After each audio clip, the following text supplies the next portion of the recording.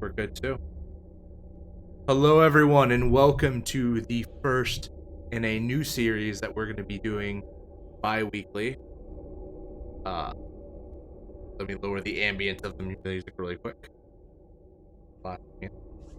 A new thing that we're going to be doing bi-weekly called The Deep Dive. The Deep Dive is going to be a show for Game Masters by Game Masters. We're going to do a multi-part series on different systems. We're going to talk about it, and we're going to have a lot of fun. And today, I am super excited for my first guest, who will be here hopefully with us for the next couple of streams. Why don't you go introduce yourself, my brother? The bromance is real, Wes Franks. I feel like I'm right there with you, Nick. How's it going, guys? I think this is the second time in like a week or within 7 days that I'm on the stream. I'm on here quite a bit. I'm having fun. I'm living it up. Like Nick said, my name is Wes Franks, or Brother Wes, also known as Thirst Trap Mothman on certain parts of the internet. Happy to be here on the Deep Dive, on the first episode of Deep Dive. I was the first guest in a Gehenna Gaming actual play, and I'm the first guest on the Deep Dive. So I'm just racking them up. I am the creator of Carrion Comfort Studios, another stream here on Twitch, as well as I am a game master, a storyteller, a non-published writer, and just recently, yesterday, launched my own clothing line of designs, if you want to. I need one of those Simping Ain't Easy shirts. Simpin' Ain't Easy. Yeah, check out thirsttrapmothman.threadless.com for some dumb designs. Thirst Trap Mothman. I love that title so much. Such a good name. Oh. Is the music too loud? No, I think the music's pretty good. Okay. I think it's good. So, just to get a little explanation about what the Deep Dive is. The Deep Dive is what we're doing here today, and like I said, every other Tuesday. We are going to be providing a GM toolbox for you and going into in-depth all these systems. Each system we're gonna have a different special guest, so hopefully we have enough to talk about with Wes to be here for a little bit longer. But today's episode is going to be great. I highly recommend that all players and GMs, mostly GMs for sure, players can definitely get something out of it. So if they want to know what to expect from a game, how it's going to be run, or how they're going to run it for their players, because it's always very intimidating getting this huge rule book traffic and thinking to yourself, how the hell am I going to run this exceptionally? How the hell are we going to get this done? Oh yeah, we both have the dude. Have it. It still has that smell. It still has that, That still smells good. Yeah, it's like the day I bought it. But yeah, this is for all of you. I think that we're asked to get into that. Really talk about every inch of the nitty gritty. And when I say every inch, I mean every little bit of information from stuff in here. We have a hefty outline today. We're not going to get through it all, but we're going to ramble on for 3 hours until they cut the power on. So, well, first up on our agenda, Wes talked about himself. My name's Nick, the host of the Deep Dive. I'm the stream producer for Gehenna Gaming. I'm usually behind the scenes, but occasionally I'm also in front of the camera. Check me out. Sometimes I'll do random game streams. My audio's a bit choppy. Okay, let me go ahead and fix that really quick. Yeah, let's take some time to take care of that. Okay, I apologize for that. I always have issues with it on my stream. It's just OBS. OBS hates us. It's definitely this noise gate filter I have on it. Oh, yeah. Oh, yeah, it's... Get out of here. Get out of here. You goddamn animals. Might also be the noise suppression. We're gonna get rid of that. Oh, I can turn it off. Can I turn it off? Yeah, I should have just turned it off instead of just like removing it. Oh, whatever. Okay, how about now? Does that sound good? Does that sound better? Worse? Suckier? Let me see. Double check here in real time. Better. Okay, all good. Better. Thank you, BG. Thank you. You my boy, Blue. Thanks for looking out. Thank you. I appreciate that. Awesome. Thank you. I like that the guys sound great. I do not like the sound of my own voice, but I feel like that's everyone. So, not to kind of harry us along even more, Are you drinking milk, Wes? No, it looks like milk because of the green screen. It is not milk. It is definitely not milk. It is It's like lemon. It's like lemonade, but it's okay. Well, there it goes. Are we allowed to drink on? I think we're allowed to drink alcohol on stream, right? Twitch TOS is I think weird. as long as you're not dangerously drinking, they don't like. That's the. It's Ash's blood. Yeah. Which also you'll see Folklore Yes. podcast. You have my sympathies right there Oh, on the boy. water bottle. You can get that sticker and more Alien stuff from Little Press on the Prairie. That's not an ad, but Kelsey Taylor does excellent print design and stickers and patches. And she did a whole run for Alien Day. My favorite day. Okay, sorry, first my. All right, so, yeah, going to the first on agenda. We should probably talk about why I chose this as our first game to focus on, and why I chose Wes specifically to talk about this game. Because holy shit, this game means a lot to both me and Wes, and to a lot of people. And Wes, why don't you kind of start us off? Tell what is Alien? What's your personal experience? What does Alien mean to you? So Alien means quite a bit to myself, to tons of people across. I am not special in the fact that Alien is special to me. But Alien was always there for me as a lover of sci-fi and as a lover of horror. It was that perfect melding of the two. The aesthetic of it is amazing. I love dirty space truckers in space. I love the creature design. I love the music. I love all the ambiance of it. I love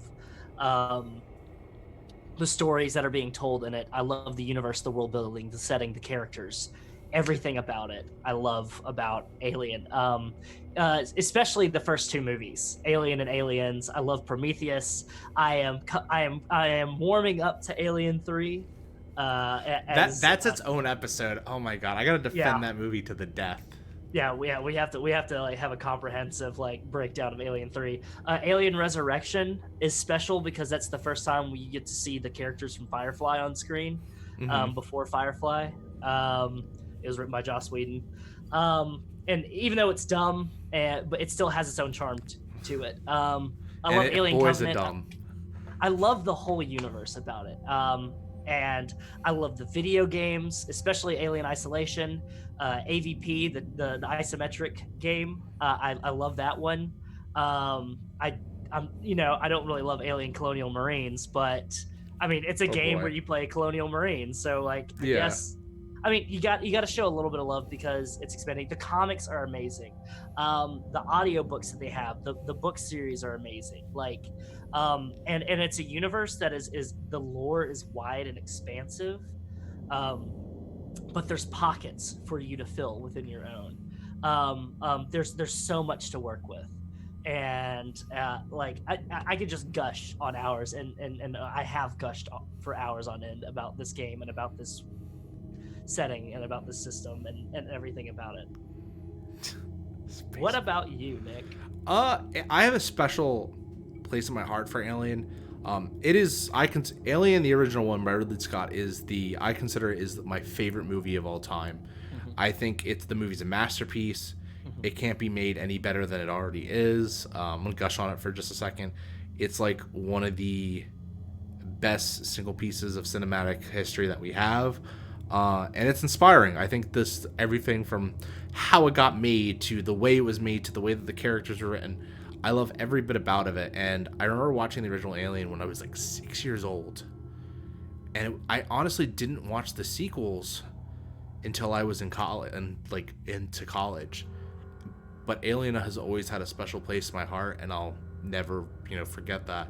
And it's kind of the movie that I knew I was like, man, like I really want to do horror stuff. I want to, because I grew up in that age of slashers, but Alien was the one movie that showed me that horror could be very smart, that there was this brand of horror that was amazing in its own way, that was on par with all these art films. And from there I got involved with the lore, the books, the video games. I love Alien Isolation. I think it's one of the best horror games that I've ever played, the games in general.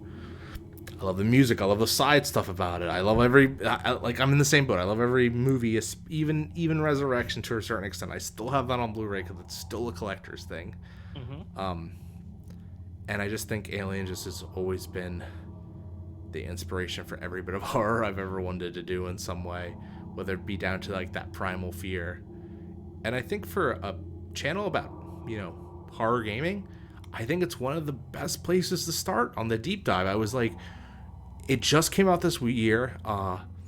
It's been nominated for an Emmy. Which the Ennies are happening tonight. Tonight, yes. So while we're discussing it, there could be an announcement about it. I've got like a Twitter alert. Please tell me. I'm excited because that game deserves to be the best RPG. I think isn't Chariots of the Gods nominated for Best Adventure as well? I believe so. Yeah. Chariots of the Gods is amazing. That should also be nominated as well. There's new stuff has just came out on it. It's all right. It's time for me to stop telling you why it's so great, and we can explain a little bit more about what makes it great. Yeah. So Alien, the role-playing game, was published by Free League Publishing.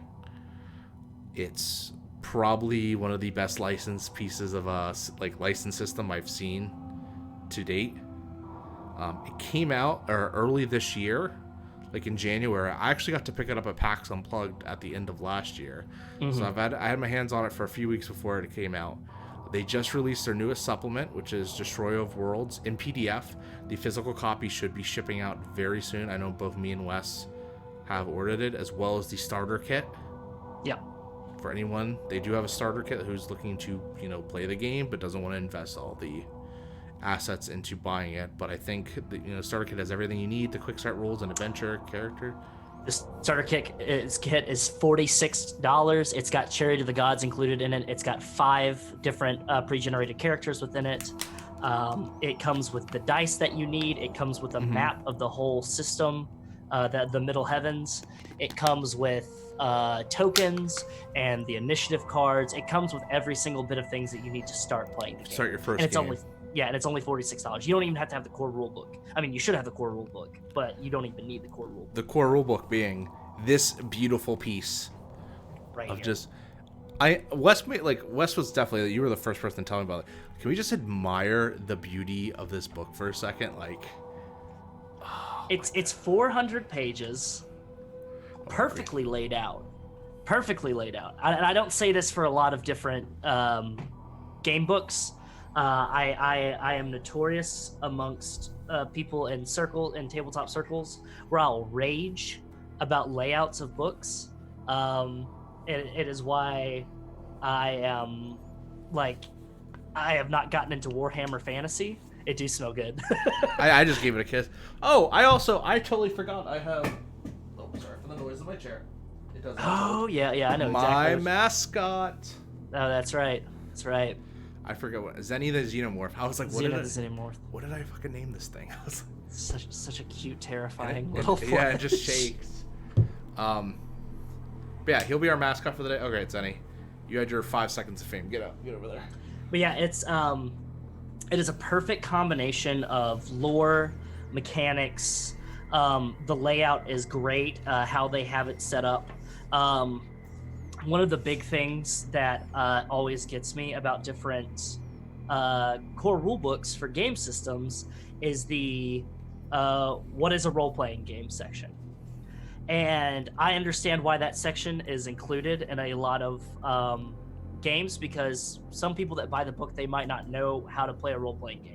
I know it's in D&D, it's in Pathfinder, it's in Call of Cthulhu, it's in Warhammer, it's in World of Darkness games, it's in All Powered by the Apocalypse games. It's every core rule book you're going to pick up is going to have a section that's probably about 3 to 4 pages of what is a role-playing game. This book does it wonderfully. There's the section right there. It has a ship log. It has these little tidbits of lore. Even the pages feel nice. They feel nice, yeah. And it has there's a lot of glare, but it is a paragraph right there, 2 paragraphs actually, of what is a role-playing game. It doesn't take up too much space because the game itself, it goes into everything about it. It's great. It's wonderful. And it's not only do they know their audience, and it's stuck with all this lore from every single bit of media and movie including Alien Isolation, which I was super happy to see stuff about Seegson on there. But it also comes with 2 modes of play. You have this campaign play and cinematic play.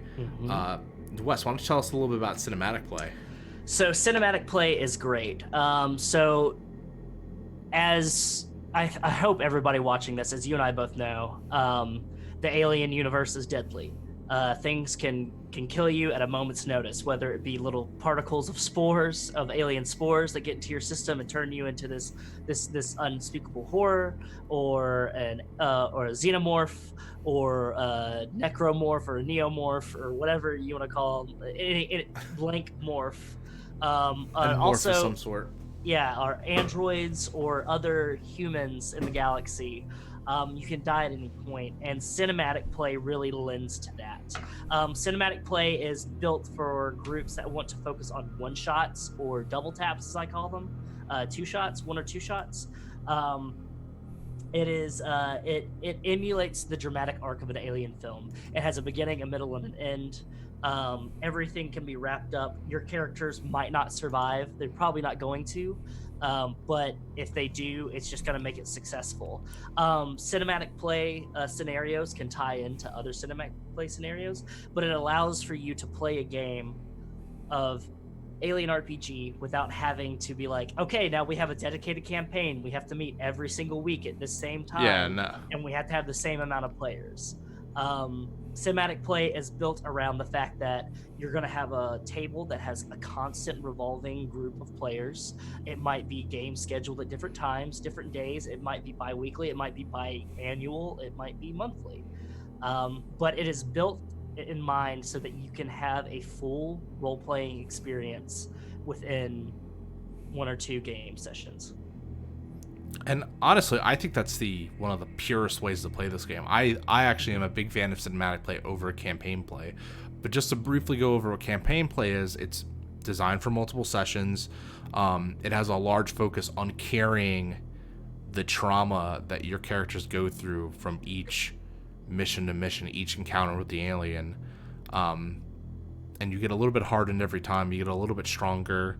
You know, you don't necessarily level up as you gain new abilities, but you do get more of a sense to survive, which I think is a smart way to do campaigns. There hasn't been a campaign book just yet. We actually, referring back to that, so we did an interview for on Alien Day with Tomas of Free League, and he specifically told us so it wasn't even announced. And it was like, it was exclusive. Yeah, I think it was exclusive. I think it was exclusive to, because I think it still hasn't been announced to like Twitter that they were doing. It's not on Twitter. It's not on their website. It's not on anything. That they're doing it was the day that they announced Destroy Everworld. So like, yeah, we're making a Colonial Marines source book. So the main book kind of gives you the backdrop to do whatever you want, but now we're giving you an actual like campaign book that you can run like Colonial Marines. So if you want a more actiony game, which is probably what Alien as a campaign play probably should, because it's kind of hard to do horror when you're expecting your characters to get out alive. Yeah. But I think that's just great. I think that's awesome. I'm so happy that Free League is using this license to its full and just pumping out stuff. A lot of times you see companies, they'll put out a source book or they'll put out a rule book, and they won't build on it. We won't get anything from it. And Free League does such a good job. Just to dote on them a little bit, it's why they're one of my favorite companies out here, making and producing content. Is that for every single one of their game lines that they produce and publish, they have a dedicated team working on source books and enhancing the lore. They did that starting with Mutant Year Zero. They've done it wonderfully with Tales from the Loop, with like adding like the Out of Time, I believe it's the called. Adventures, Things from the Flood, which is essentially like a sequel game, like but it's also tied to it. Symborum, I know, for like your dark fantasy lovers, it has so much. That's why I haven't even dived into that system yet. It's because there's so much content there. Coriolis has so much. If it's space opera is your thing, Forbidden Lands has like stuff that and Forbidden Lands is also very inexpensive as well to pick up. So like they don't outrageously price their products as well, which and is they great. just came out with a new system. People are getting the pre-orders for it now. The Kickstarter Mm-hmm. backers, the Vaesen, Yeah, the yeah. Norse horror RPG, which I just think is fucking that's super. They're playing in their own backyard. It's so smart. Yeah. Norse horror. Yeah, it's and I've overlooked the manuscript a little bit of it, and I can't wait to pick that. It's actually sitting in a cart right now, just waiting for me to actually pull the trigger and commit and grab the bundle for it. And Tomas also brought up a really cool point when we were interviewing him before, where he was talking about how like what he specifically wanted, like what his team designed to do is whenever they made a new book, they wanted it to double as an art book. They wanted people to buy the book and be like, look at all the beautiful art. And Alien's no different. It has haunting imageries to the title like book cover, which you can see behind us. Some of the freely, I don't think I'm speaking out of turn when I say it probably has the best art of any RPG that I've seen, just their lines in general. A lot of the World of Darkness stuff is great, just because I love the mixture of photographs and then art done on top of it. Like, I love the photorealness of a lot of their art. Also, shouting out a lot of independent stuff like Sleepaway has great art. Oh, I love the cover for that. Yeah, Sleepaway has a lot of great art within Root, it. which just came out, I thought Root was great. Root has excellent, but like Free League captures the tone of every single one of their games with the artists that they hire. There are all these just beautiful paintings that like you could hang up in your wall. Mm-hmm. Oh yeah.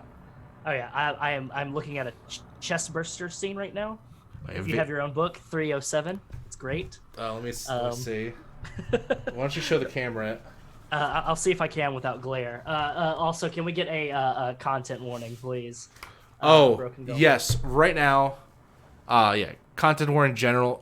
We're talking about Alien. Alien's always been a rated R movie. You're going to talk about a lot of violence, a lot of dark themes, but it's important to the universe. We don't mean to unnerve anyone or distress anyone.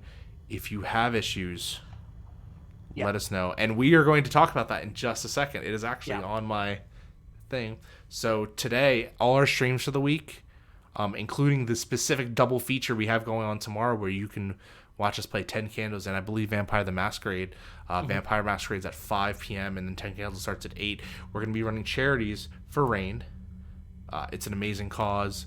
It's for, survivors of abuse from like I don't want to get too much because I feel like we might stumble into some content issues, but rape, abuse, incest, neglect, stuff like that. RAIN is a very, very excellent organization. I'm glad that we've partnered with Onyx Path this week to raise funds for it, because they're an organization that I hold dear to my own heart, and I know a lot of people as well. So if you find it in your hearts to give, please do so at that link below. Every dollar counts. Every dollar counts. I love contributing to them as a group. It's phenomenal. They do phenomenal work. It's especially where we're talking about something that a game that kind of your greatest enemy is born out of the horror of this abuse. I feel like it's very important to know that we gotta, we all have to band together. We all gotta support these survivors.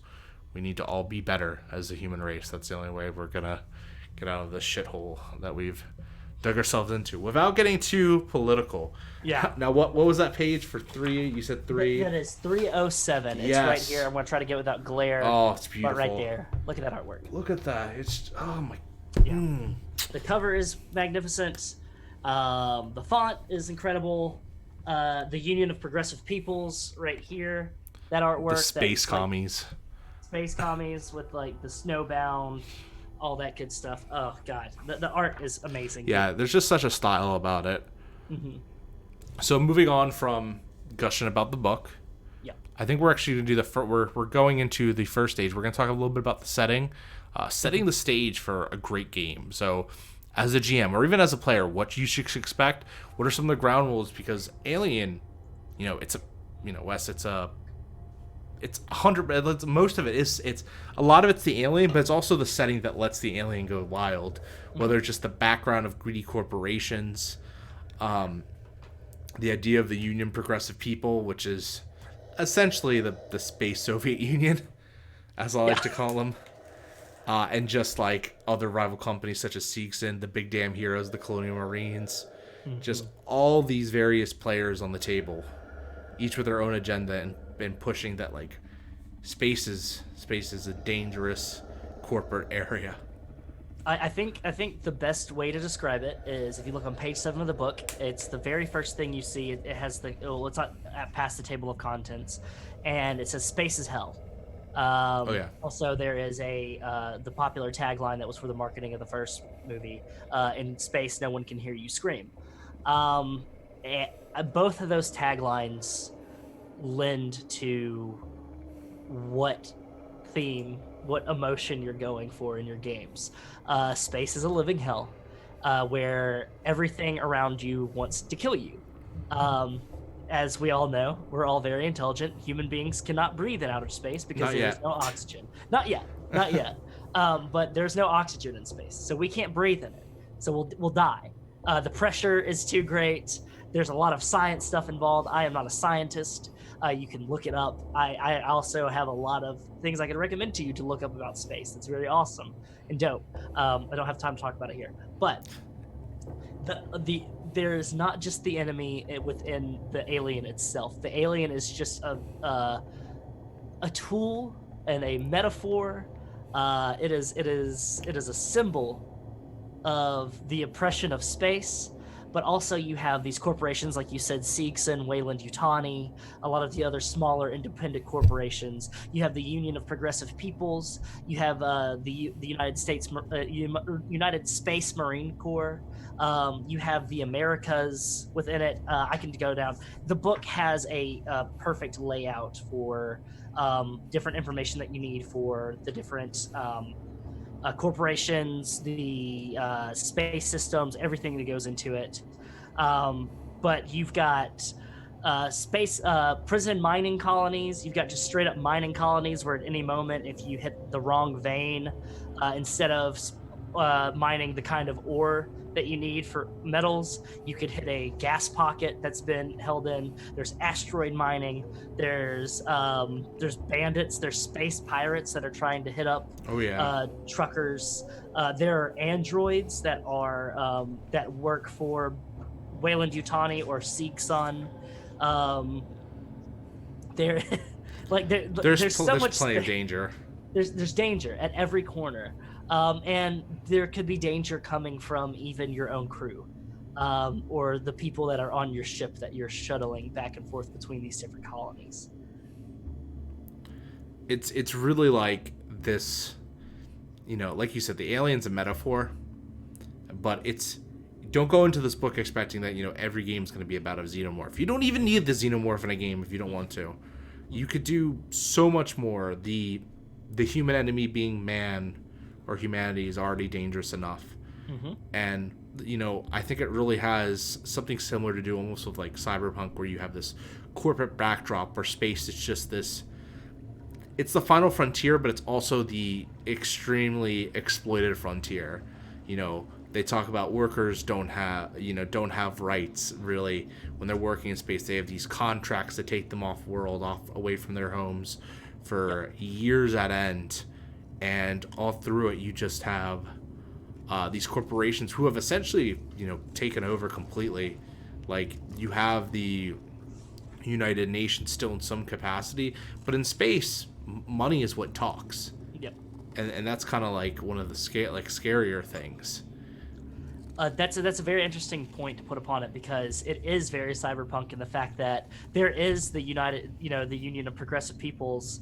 You've got the United Americas, and then you've got, which is North America and South America, and then you've got the Three World Empire, which is Japan, Britain, and I believe, I can't remember one of the other ones. It might be Spain or Germany. One of the two. But you've got these big three nations, but the only reason they're in play is for a military standpoint. The big three companies that push the agenda for all of these corporations is Wayland Yutani Corp, which is based in the Three World Empire. They're from it was the combined efforts of the Wayland Group and Yutani Corporation from Japan. So the Wayland Group from England and Yutani Corporation from Japan that had a beautiful merger to build better worlds. I think it's building better worlds. Building better worlds. And then the other two you have is LaSalle Bionational, which is a multinational conglomerate that specializes in biological research and development. They work on their own, so they focus more on medicine and stuff of that. And then you have Siegsun. So if you wanted to think of Wayland Yutani, to put it in a little bit more white trash terms, like I understand, Wayland Yutani is the Walmart of space. Siegsun is the Kmart. It does everything that Walmart does, but it's just a little bit lower grade. See, it's lower quality. I would say Siegsun's the Walmart and Wayland Yutani's the Target. The Target, Amazon. Yeah, okay, yeah. Even better. Yeah. Wayland Yutani's Amazon, Target, and then Siegsun is Walmart. It is. I'm from the dirty South, so I've got a very. There's still Kmart still around there. Oh, there's probably one or two. You get to these small towns here in the South, and you probably got a Kmart. You probably still got a Circuit City someplace. But yeah, it's that's one of the main focuses of Cyberpunk. One of the numerous focuses of Cyberpunk, but everything is uber capitalist. It is uber consumerist. It is everything. Money talks, like you said before. Everything has a price. Everybody has a price. You can sell anything. And that's where a lot of the struggle from this universe comes from, is interactions between regular ass people in these corporations, or corporation to corporation, or corporations in these nations fighting against each other, butting heads. And always the kind of policy that most of these companies take with their workers is crew expendable. Crew expendable. Yep, it happens. That's right. You hate to see it happen, but it does. You absolutely hate to see it. But as a GM, you might like to see it. It definitely makes for more interesting scenarios. Of course, yeah, of course. And to talk a little bit more, like you said, the big damn heroes, the Colonial Marines. It's a wonderful morning to wake up in the Corps. It is a perfect display of that. I'm a big fan of Starship Troopers, and that does a really good. It paints nationalism and fascist military forward thinking in a really like it paints it in a bright light, so that it puts it on display, and it's very satirical. But this is definitely it's like holding up a mirror to the United States Marine Corps. Is the United States Marine Corps, USMC. If you've seen Aliens, you know it's hoorah Marines. It's uber toxic. It's uber hyper masculine. So we're getting a music too loud. No. I asked that. Cool. I was making sure. Okay. Oh, music too loud. Okay, cool. Definitely. Okay, great. But yeah, it is especially within Aliens, which I wish they kind of would have done a focus. I know that the planned Alien 4 that was going to have, what's the director of District 9? Oh, Neil Blomkamp. Yeah, Neil Blomkamp was going to focus again on Colonial Marines, because that fits in with what Neil Blomkamp's interest is. Yeah. But in what's covered in the section here in the book about them is that they are meant as a protection force. The United States Marine Corps has gone past defending just the United Americas, and they are now essentially a mercenary group, which can be hired on by these different companies to be like, hey, we've got problems going on, or we need you to investigate something. You need to go on a bug hunt, something like that. And the machinery, the weaponry is big, it's loud, it's smart guns, flamethrowers, bombs, the planes, the spaceships they have. If you look at the what is the Sulaco? Yes. Compare the Sulaco to the Nostromo and everything else. It's massive. It looks like a business office, like a skyscraper on its side. It's got antennas, it's got turrets all over it. It is the hyper masculine, hyper military version of it. With how it should be. Yeah, with how it should be. It's space. It's space, and you're in the Marines. I love the Corps. I love the core. Every breakfast a banquet. Yeah. Every breakfast a banquet. I love it. That's what the opening with the introduction to the Marines and aliens is just perfect. Sergeant Alpone just already has a cigar just ready for him as soon as he wakes from hypersleep. So why don't we kind of get into, we kind of set the stage of what it looks like, the kind of different forces it plays.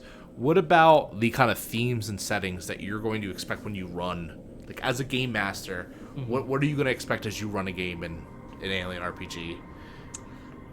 The best thing that you can do is you don't want wide open spaces. You don't want, because a wide open space can be scary for some. I mean, if you watch Prometheus, it could be scary with the ending of that movie. But if you get to the heart of it, tight corridors. Oh yeah, a lot of twists and turns. Crawl spaces.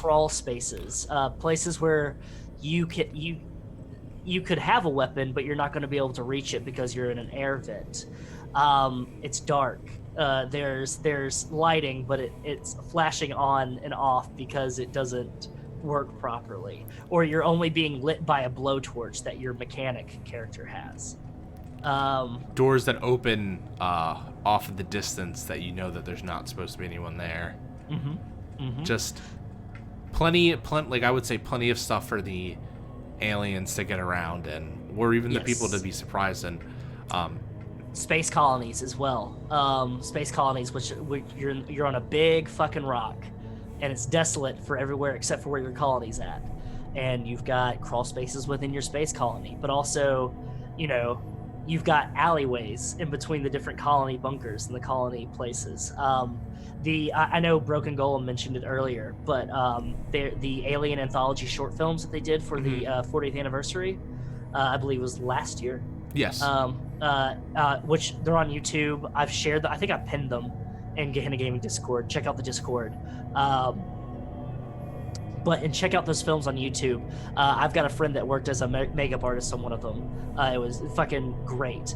And like there is one that takes place on a colony, and it's just in a colony quartermaster's like shed where like it's like a general store almost. And like the shelves. There's another great one that takes place in a greenhouse. Broken Golem's greenhouse is my favorite. Yep. Oh yeah, the greenhouse one. Oh yeah, and like running in between all these plants, but you have the overhead lighting and the misters and everything. Like you want your setting to be like claustrophobia should be the name of the game. You want to be scared of the dark, and you want to be scared of tight spaces. And just dangerous environments, like space itself. Like you accidentally shoot your weapon off the wrong way. Boom, you're now decompressing a room. You open a wrong door. You do anything. You misfire the ship. You're climbing up a rock wall trying to get back to your ship, and you're being chased by Xenomorphs. You fudged your climbing check, and now you're falling, and guess what? Your spacesuit has a hole in it, and you have to fix that. Is your air quickly draining out? Your flashlight starts working in an area that does not have a sun. Yep, exactly. You want to take what I have found that works well, and they've done it well in the movies and the anthology films and the live plays, the actual plays I've seen of this game. There's not a lot of them, but I've seen a few. Is you want to take the mundane and you want to flip it on its head. You want to take an area that is normally a place, and that works for all of horror. But you want to take an area that's normally considered safe, that has connection to the players, or to the characters, not the players, and you want to never do that with the players, always with the characters, and you want to turn that safe shelter into a potential tomb for them. Atmospherics, exactly. Oh yeah, atmospheric is definitely the word I would use there. Just because the environment is just as much as a tool to use than the antagonists themselves. But I mean, you don't even necessarily need it to be dark. I mean, Prometheus and Covenant, Alien Covenant, did a great job of showing you how terrifying the alien could still be In daylight. In broad daylight, because you know what, they used reeds effectively, like tall grass. Also, like that is like one thing that's always cool in like scary movies. I know Annihilation does it well. Jurassic even in Park the book 2. series. Jurassic Park 2, yeah, where it's like you've got your team walking through tall grass and reeds, and you can see the grass moving where something's running through it, but like you don't. It's tall grass, like you just know your direct area, like cornfields. Like it works so well. Broad daylight. It doesn't have to be dark. Yeah, definitely we're getting away from, I feel like in the last couple like years, we've been getting a lot of horror movies and just horror media in general that is just like, I'm going to terrify you when the sun's out. Because Midsummer, great example of that. But yeah, just use the setting. I mean, that's like I said, for any horror game, but most importantly for Alien, you want to really think about your setting before you run it. Consider what certain elements are going to be there. Does the game take place at night? Will the game take place during the day? Are there crawl spaces? Are there locked off passageways? Are they going to have to go through maintenance shafts? Is there a turbine engine that's masking the sounds of anything approaching nearby? Like, so much cool shit that you can do. And I think what the game does well of doing is kind of there's a lot of common factors that we can tie back into kind of real life things that every person goes through. You know, if you're playing the Colonial Marines, or even if you're playing just like a space trucker, you're a person with a job, and the job comes first, but your survival also comes before that. You know, you're trying to cash a paycheck like anything else. You didn't sign up for this shit. Well, in the Colonial Marines, you did sign up for this shit, but like, you in fact get paid to handle this shit. Yes. But like, it's like anything, like this is my job, or this isn't my job, I don't want to do this, or, you know, the natural fear of the unknown, or when is enough, or can I trust the people around me? You know, it might even not even come to trust the people around you. It's like, are other people going to care about my survival as much as theirs? That's always a big thing that kind of like gets up, and I feel like a real emotion. You want to say something, Wes? Well, that's like one of my musings that I've had with the game system and the time that I've taken to write stuff for it, is that the outward the outward environmental hazards as well as the outward hazards of like other organisms is always going to be terrifying. But the most terrifying thing for people, I know for me, is betrayal from within. Is your family unit or your cell, like your family cell or your crewmates, people that you trust. You have to trust. You have to like rely on them. Is always going to be like, if you get let down by them, that's always going to hurt you more in the long run than it is by getting jabbed in the chest by an alien. An alien, yeah. Because at least the alien didn't lie to you. Didn't betray you. Like it did. It the alien's just trying to get a meal, just trying to survive. Or a host at this point. A host, yeah. Oof. Yeah. So what's I feel like I'm trying to think of like what awesome settings that have not been touched upon, because obviously like Destroyer of Worlds we get like, and like all the other ones you're mainly on a ship or you're on a colony, but I feel like there's tons of other planets that we could be jumping into. Yeah. There's you can do, if you're a fan of The Thing, you can hop into like an Arctic type planet. Oh, that's blizzards. All ice, blizzards, snowstorms. That could be like your team is researchers that are like investigating this, trying to find a mineral. There are mining colonies, like in a mine shaft. That's something that's close to my home. My family's Appalachian born. They have dwelled up in the hills and the hollers, and the mining company is very close to our personal survival, my family's personal survival. And being in a mine shaft is different from a ship or anything like that, because at any moment there's no place for you to go. There's no doors that you can lock. And like you said, any moment something could collapse. You could hit a gas main. Can you imagine like playing through and being like, I'm gonna get killed by an alien, but realistically you're killed in a collapse, or you freeze to death from exposure, or as Broken says, sideways winds with flying razor sharp shards of ice. Like, That's something that happens to us now. That's a very real danger. I also want to. We talked about this. I really want to do a game on Vincent Ward's original script, which is the Wooden Planet, like the monastery, and it's like, well, what if someone just like lights a match? The whole thing burns down. The whole thing burns down, and you're just trapped on this inferno of a planet. Yep. Like you're screwed. Yep. You're a bunch of pilgrims. You're monks that live in a monastery, Yeah. and like you're living in a very like before time kind of lifestyle where you don't have smart guns, you don't have a shotgun or anything like that. You've got scythes and pickaxes and like picks. You've got garden hose and everything like that. You've got simple tools, and this thing wants to kill you. Not even this thing wants to kill you. Wayland Yutani wants to kill you. You could have a whole game set with that. Yeah. And the setting really informs like a lot of cool things about like a lot of cool tools you can use, cool elements you can have. Hell, I would love to see like a base underwater. Imagine like you're on a base that's like on the sea floor, and the whole it's like, well, how do we get back to the surface? I was just about to say that because there was a movie that came out last year called Underwater. Underwater. Came out in January. Yep.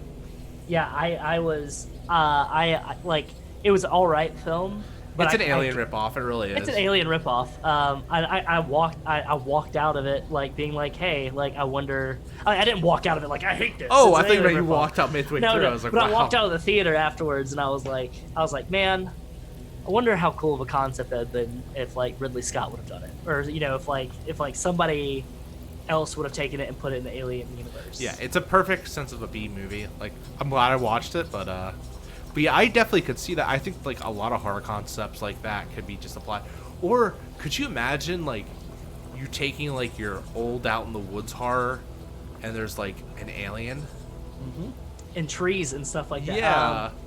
The cool thing about AVP, the only good thing about AVP Requiem, was that it was like in a Pacific Northwest setting, and like you had like of course you had the predators and stuff like that, but you had aliens jumping along tree branches, which was and like awesome. were these like you could like a redwood forest setting where it's these massive trees, these monoliths to nature, and you've got aliens like going through crawl spaces under the ground. You've got them hopping above your head, like slithering, like it's so cool. Or imagine even like you have like even your players, like can you imagine you're playing this yield hunter, like with the orange flak jacket and the bird and the buckshot, and they're trying to trying to get a meal, and then you get interrupted. Yeah, definitely. There's so much you can do with it. That's not just because I feel like when people think about Alien, they're like, oh, it's in space, it's gonna be on a ship. It doesn't have to be. There's so many other places, like an active volcano, a jungle, and I think just dot around in your head. And I've actually seen people do like even like fantasy with Alien, which I think is kind of crazy. It takes a little bit of extra work to do, but you could definitely do that if you wanted to. Yeah. No reason not to. Yeah, it's the sky's the limit. I think what this book does really well is giving you not only just an alien system, but just a good system to run horror in. Like, you can flavor it as much as you want, and you'll find something rules for terror, as I like to call them. You don't even have to run it in their world. You don't have to run it in the Middle Heavens. No. You can make up your own thing. You can make up your own timeline. It can make it work. It's just a good all-purpose system for that. So yeah, definitely when you're just thinking about what to do if you don't want to run a module and you want to make your own thing or your own campaign, you know, just consider, all right, where would be the most interesting things to have this horror? Because you could do anything. Like we just like, I feel like I'm a record on repeat, but I just really want to stress that like you can do anything you want with this game. Do you like Deadwood? Do you like Alien? You combine the two. Yeah. You're in an old West Frontier gold mining town. And like your characters don't have to like the character, and we'll talk about the character classes later, but like the character classes are not specific to this setting. You've got medic, marshal, kid, businessman, like company man, like pilot. Like it doesn't have to be a pilot. Like you can make it fit. It's gonna fit regardless. Colonial Marine, that can just be a soldier. Like, yeah, put it in World War II France. Fuck around a little bit. Not in the threatening way, but fuck around and find out is one of the best things you can do when playing tabletop, especially with this system. Because obviously, the franchise has. The franchise is like, we're just gonna do whatever the fuck we want, and that's what make you get some of the best results. I mean, I think something that 3 does really well, and I think would be great, a prison. Could you imagine if an alien got loose in a prison? Well, there's a movie about it, but like a more modern prison, or can you can you imagine if an alien or something got loose in insert setting here, a hospital, in a small town like we're saying. I do like AVP for that. Antarctica, if you want to do the original AVP. Yep.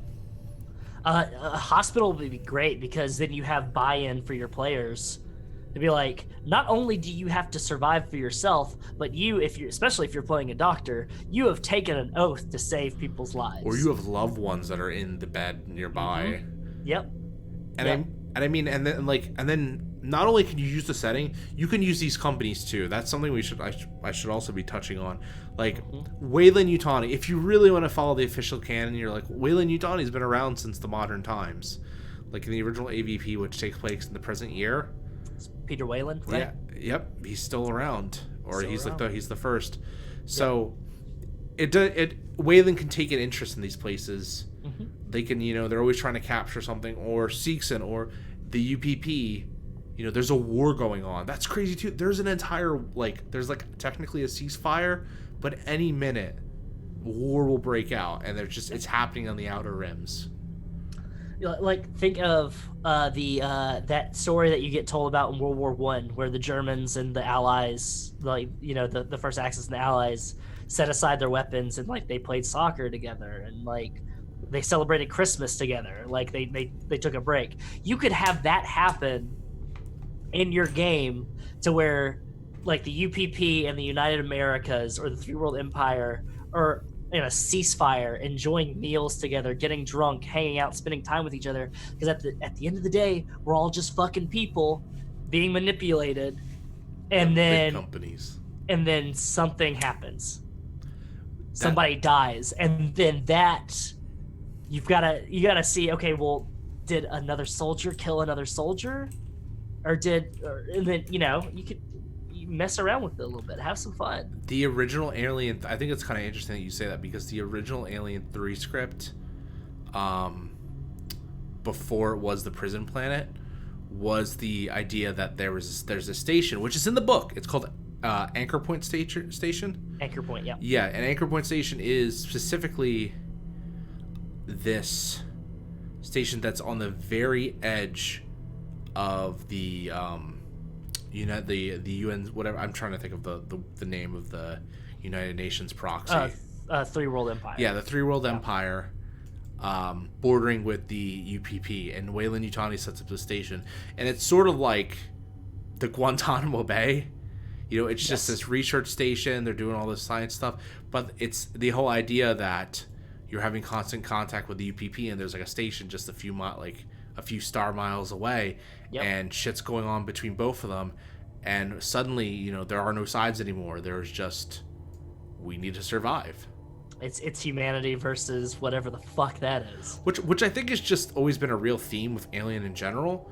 It's just humanity versus the fury, the primal nature, which I think that's actually a pretty good segue, unless there's anything else you want to talk about setting that we haven't brought up that you think would be important. No.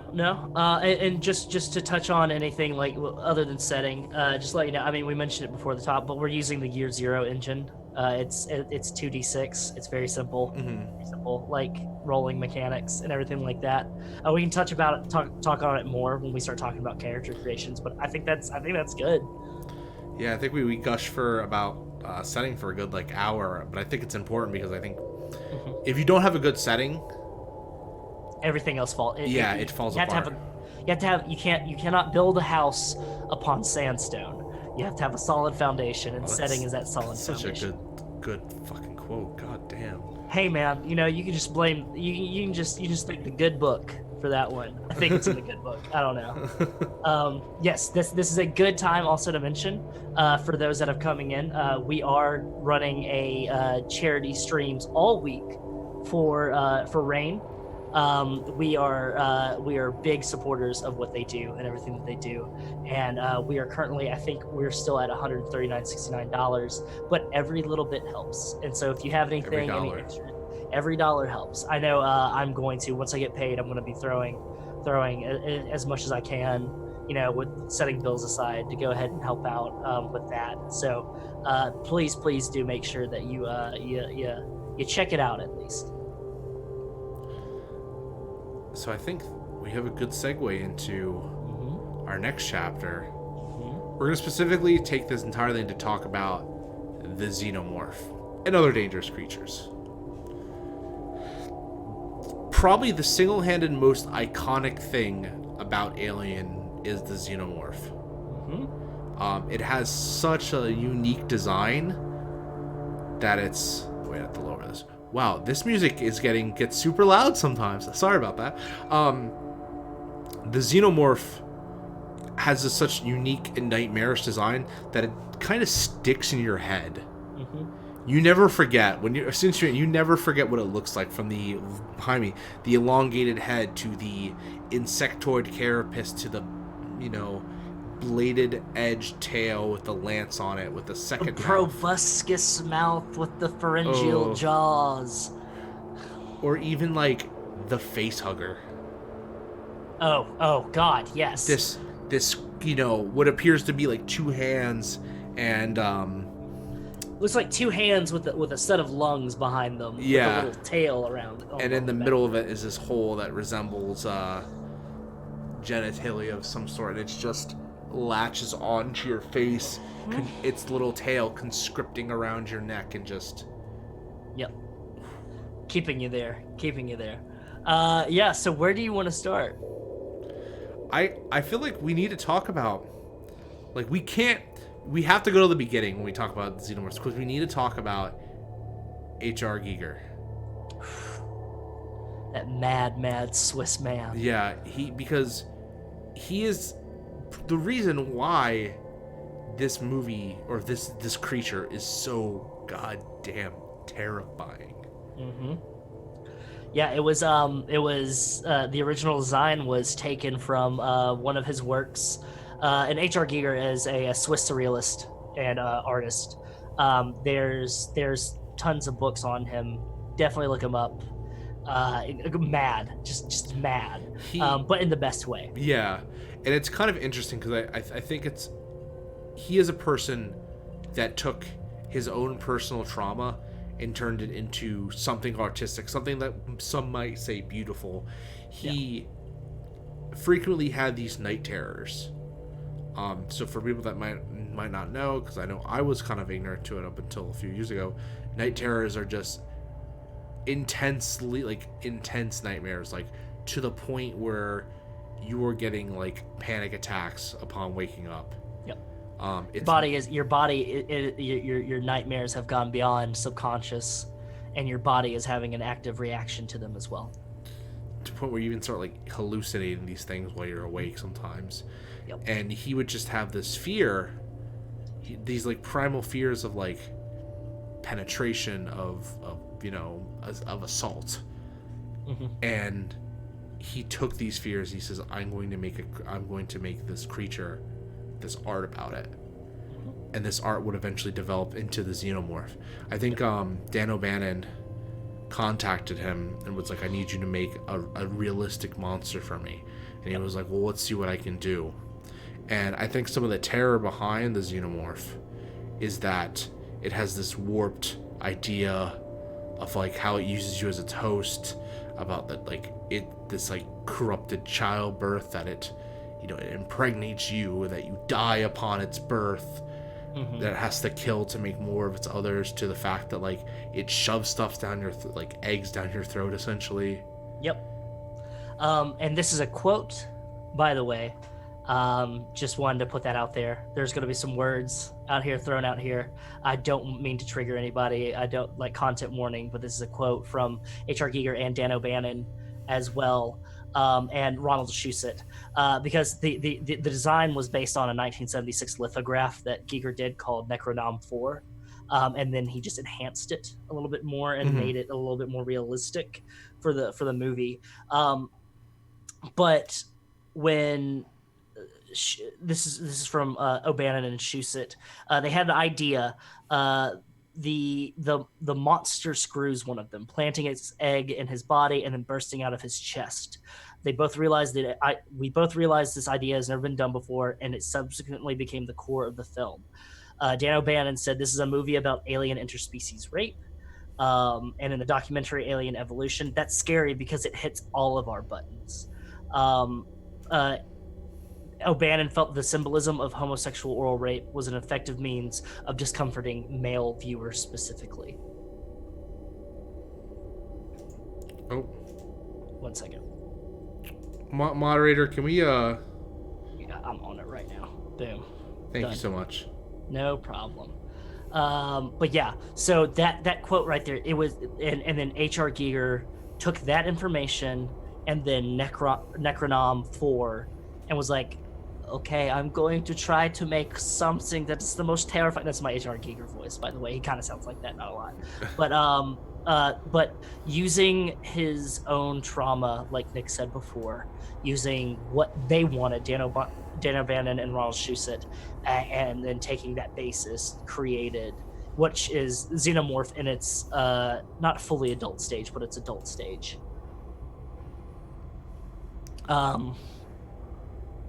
Yeah. No, it's just like it's terrifying. Mm-hmm. You know, it's crazy that this was born out of someone's head. But I think that also makes it more like primarily terrifying that this is kind of like a base fear that we all have, you know. Yep.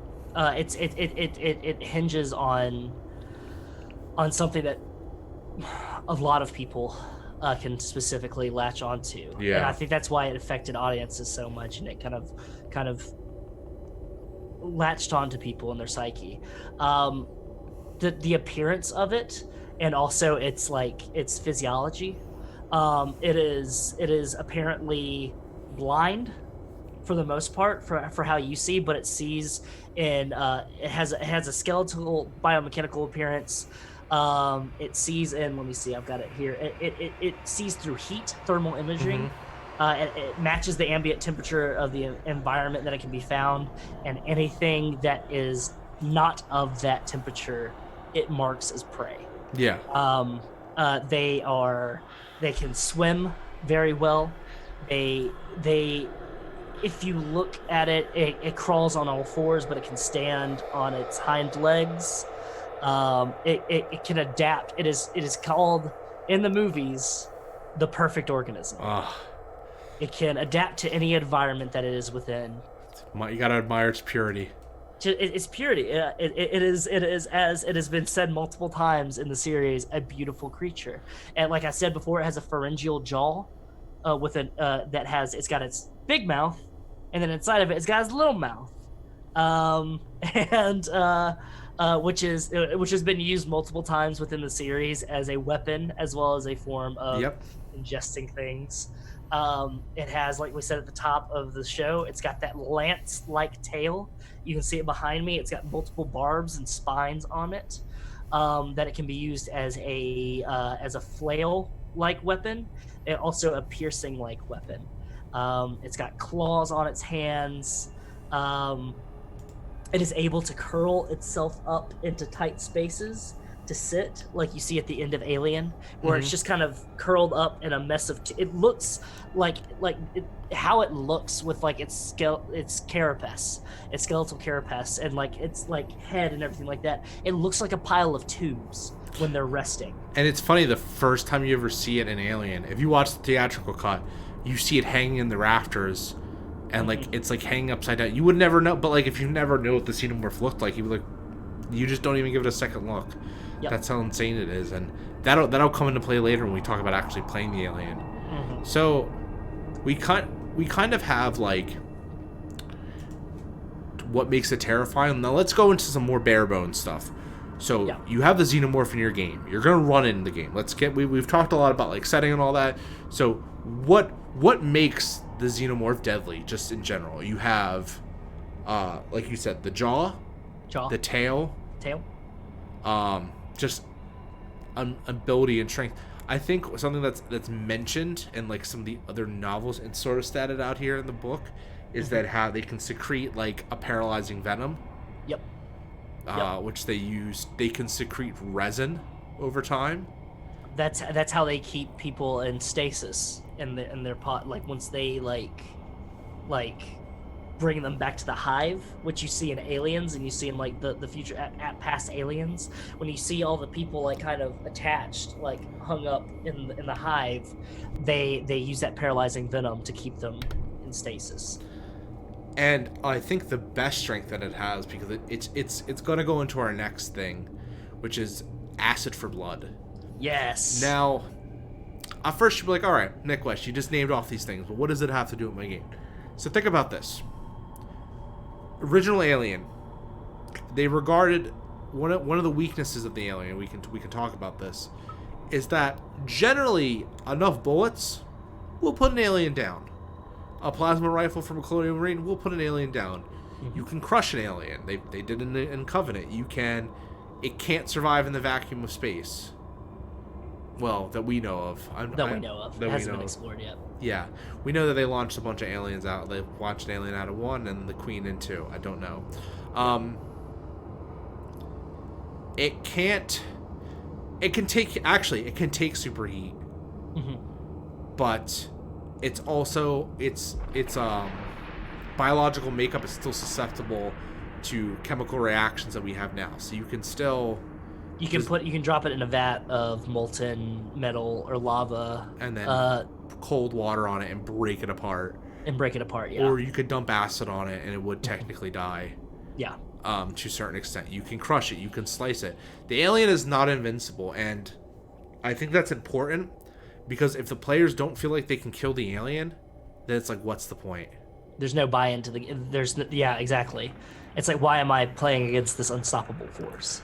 But the alien blood, what does that mean?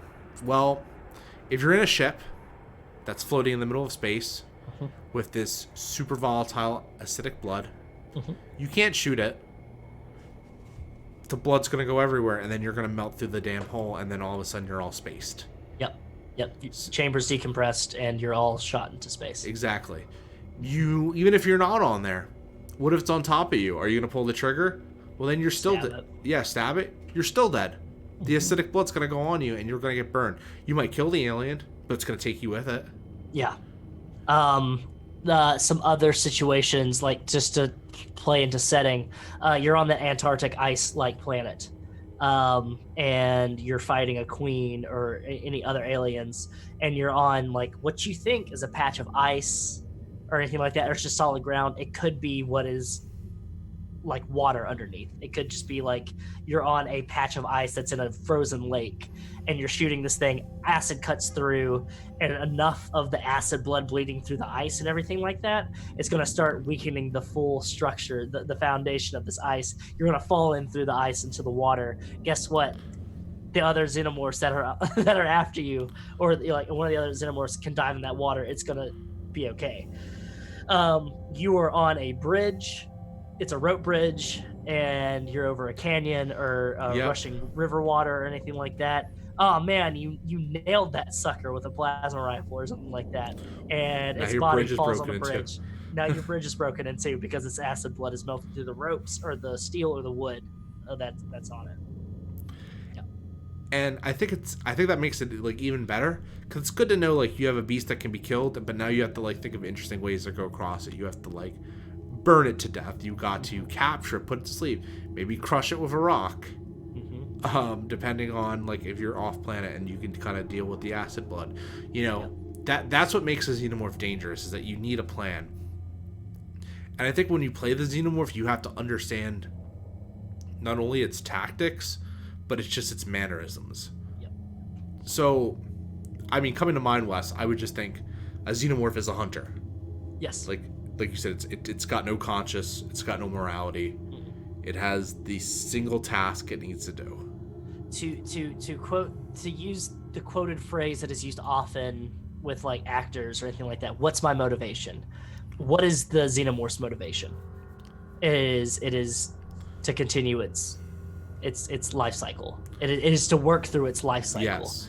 which is to it's born, chest hugger, the fucking Face hugger. yeah, face hugger, not chest hugger. Burster. Chase burster. Yeah. So face hugger goes in, does its business, puts the eggs in. You chest burster posts off. Oh, you got a sweet little baby xenomorph.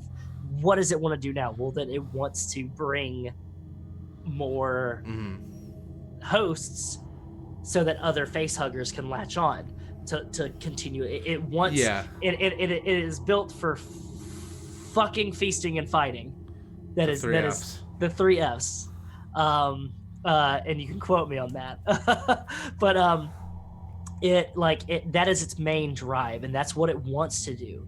It's not going to want to fight just for the just for the shits and giggles of it. Yeah. It has a purpose. It wants to increase its numbers. And there is a queen.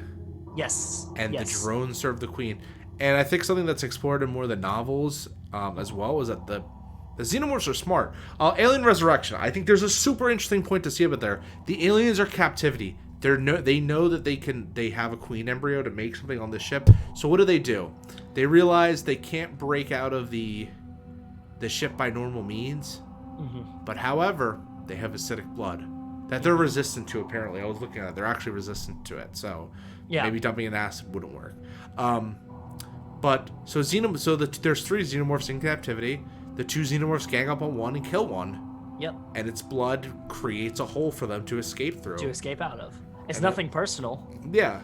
That one, if you were to put it in human standards, that one xenomorph that died gave its life for the queen, for to continue its species. And the xenomorphs aren't like your other villains, like the Predator. Like, they don't fight among themselves. There are no disagreements.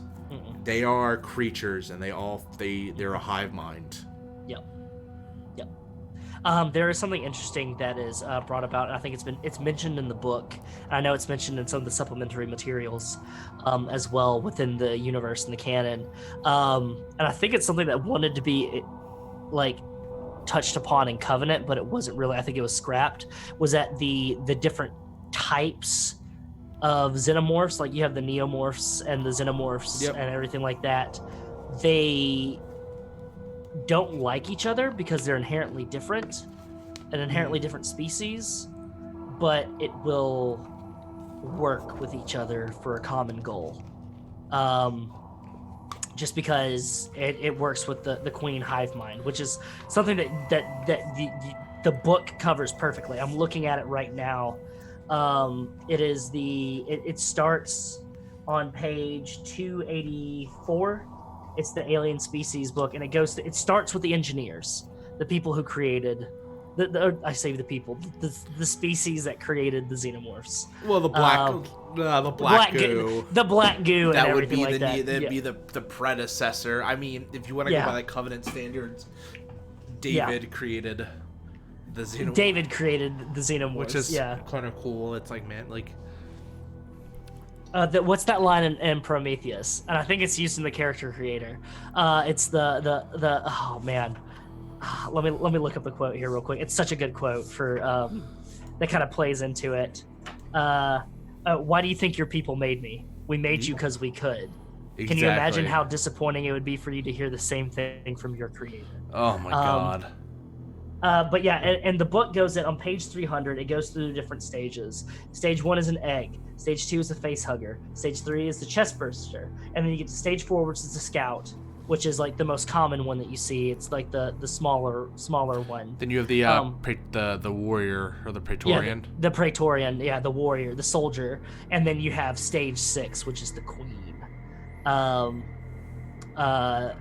But and the book details everything that you need to know about each stage, goes in depth about them and what abilities that they have, what they're susceptible to, and what they're invulnerable to as well.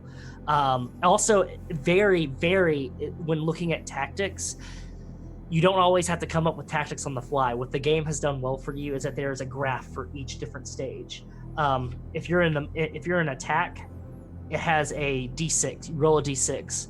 If you're looking for an idea and you don't know how your xenomorph would react to what's happening to it, then you could roll a d6. So let's say the Praetorian Charger Queen attacks. Pardon me. Roll a d6. Call the guard. Lets out a shrill cry for help that brings scouts to help it. A charge, which is just a straight up just charge that it does to try to crush into something, or to if you've got one of your characters is using a lifter or any other kind of machinery to help it, or a turret. A beastly bite takes a huge bite from its victims. Crushing blow. It brings its entire weight down on the victim. A tail spike or a head bite. It opens its mouth and it grabs and then pops it. That's it. Mm-hmm. And it goes all the way down to even face huggers. Here, a skittering minutes. So it makes it so it skitters around and makes it hard to hit. So it adds to your character's stress level. Mm-hmm. A tail lash. It can lash out itself, or it can grab things with its tail. A face grapple, and then the sixth one, if you roll on sixth, the final embrace, which is when it latches onto the face. But yeah, I mean, so many things dedicated to just each specific species. The book helps you. One of the tactics that I think works really well is think about raptors. You brought up Jurassic Park 2. Yep. When you think about raptors and how they attack, even Jurassic Park 1, the clever girl scene, where you've got the one that's going, gah, gah, gah, and it's like, oh, I'm going to fucking take that guy out. And then he looks to his left, and there's one on his side. Yeah, it's wolf tactics. They know how to flank. They know how to surround. Mm-hmm. They know when they're being led into a trap, and they can understand stuff that has happened to them. Like we were talking about Alien Resurrection. I think that's, as much as that movie is bad, it also shows you a lot of the cool shit that the Xenomorph know how to do. They can recognize that their only way to escape is to kill one of their own. They're able to tell what a button does. So if they see this button that's been in Alien Resurrection that's been freezing them this entire time, they know they could put someone in there and then hit the button. They learn. Yeah, they're clever. You're right when you said clever girl. You don't, and that's the thing. When running the aliens, you don't want them out of the gate to know. You don't want to be completely omniscient with the alien, but if your characters are taking a long time to combat them and they're coming up with tactics, have the alien study, have it learn, especially if it's surviving. If they're not killing the same alien, if you have them just going up against one or two, it's constantly just it's learning, it's navigating, and they're constantly navigating the space that they're in. They never stop moving. Never stop moving. They're like sharks. They're like sharks, wolves, cockroaches all combined. If you see one, you probably have another one around. Is that how it works with wolves and sharks? That's how it works with cockroaches. Oh, I thought you said wolves if you see one, one of the populace say, wolves is the tactics of flanking and stuff like that. Sharks never stop moving. I just think it's funny, like if you see a shark, you're like, oh, there's another one around. Oh, there's another one around. Oh fuck, there's another one around. I don't know. I don't know how sharks work. It's entirely possible. I'm not a marine biologist.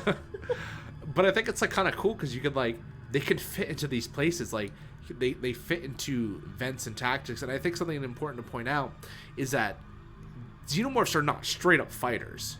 They're ambush attackers.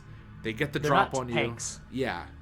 They get the drop on you, they close the gap, and they kill you. And if you show resistance, they're not like D&D monsters where they fight to the death. They do not fight to the death. No. If they know that they are totally outnumbered, they will run away and they will escape. Yep. Every time. Which is so good, and that gives you ability to to elongate it, to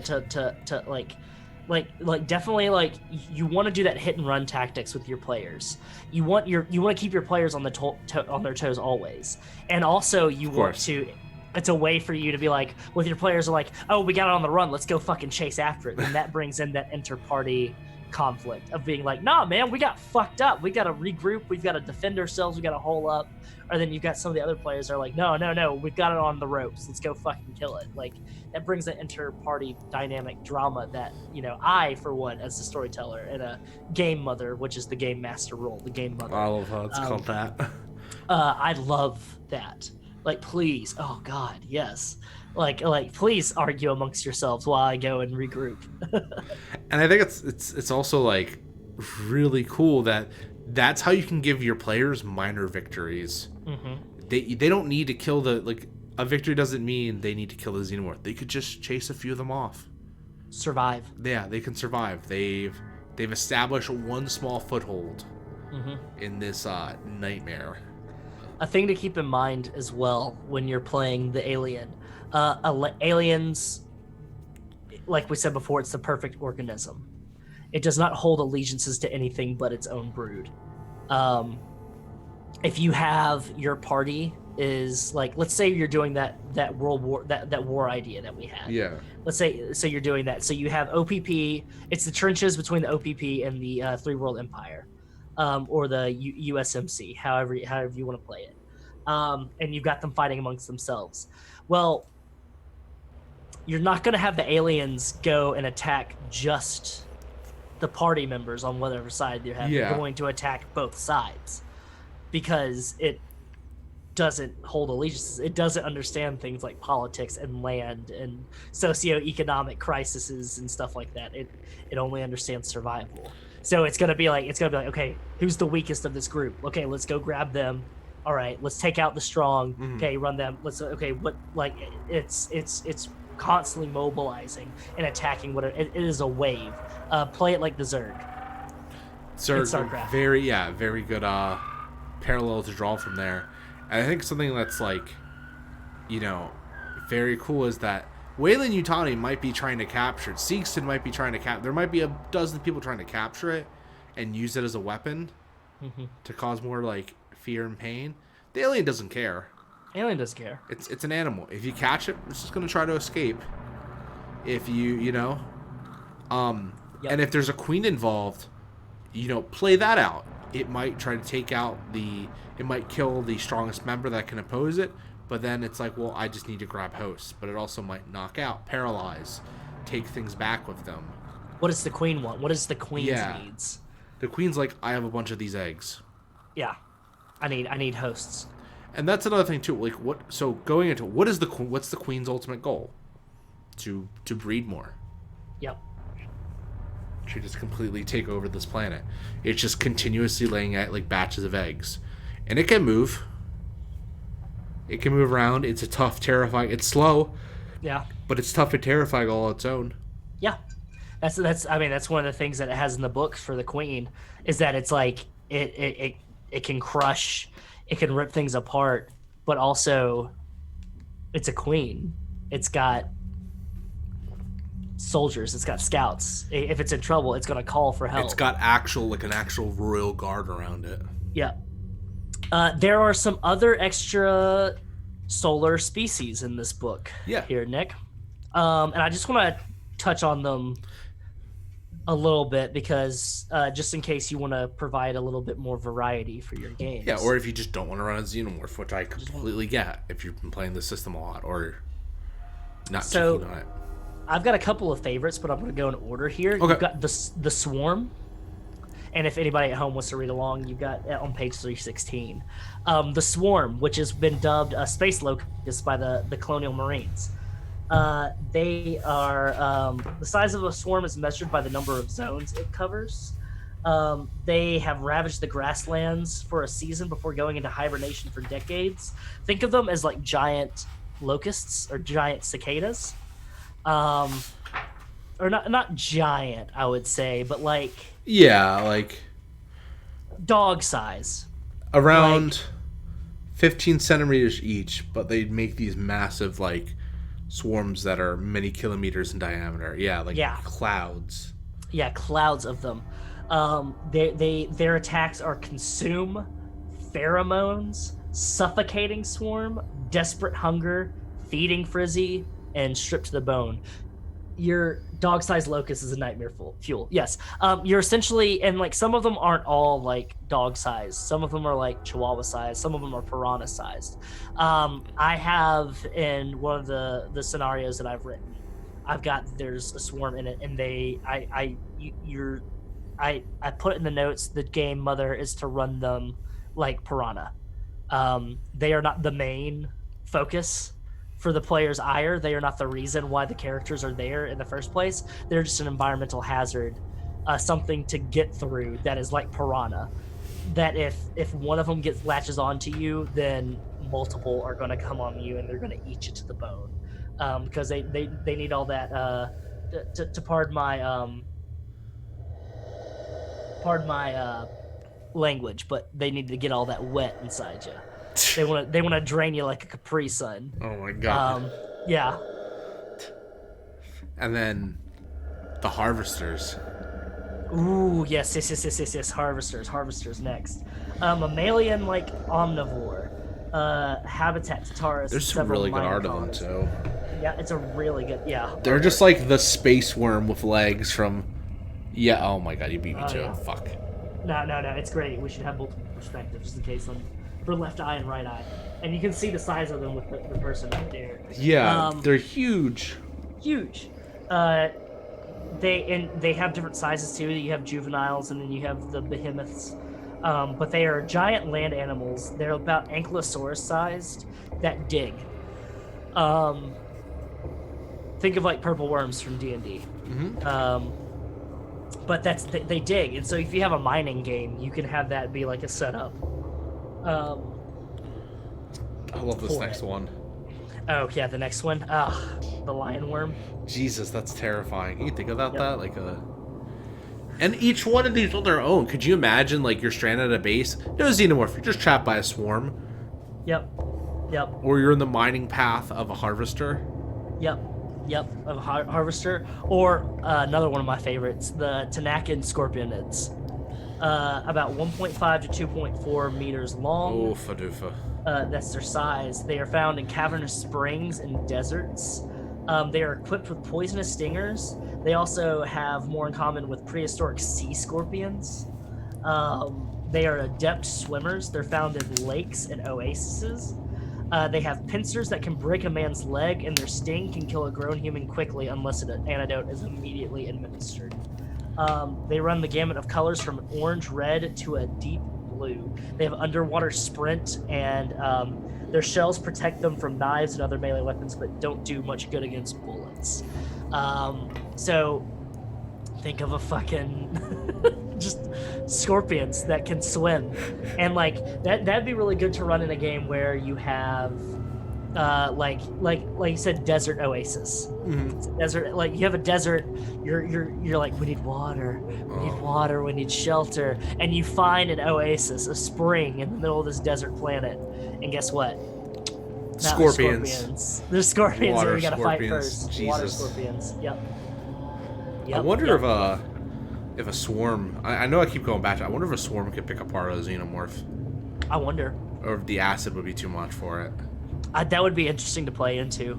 It'd be clever for the players if you came into an environment that had a swarm nearby, but you also knew a xenomorph was hunting you, to try to engage the two to fight each other. Mm-hmm. It'd be a lot like Last of Us 2, where you have humans hunting you down, and then you like lead them, or you make I some was noise. just thinking about like the subway part where The subway part, with yep. the clickers, and you just like throw the bottle, and then all of a sudden they're just like, Yeah.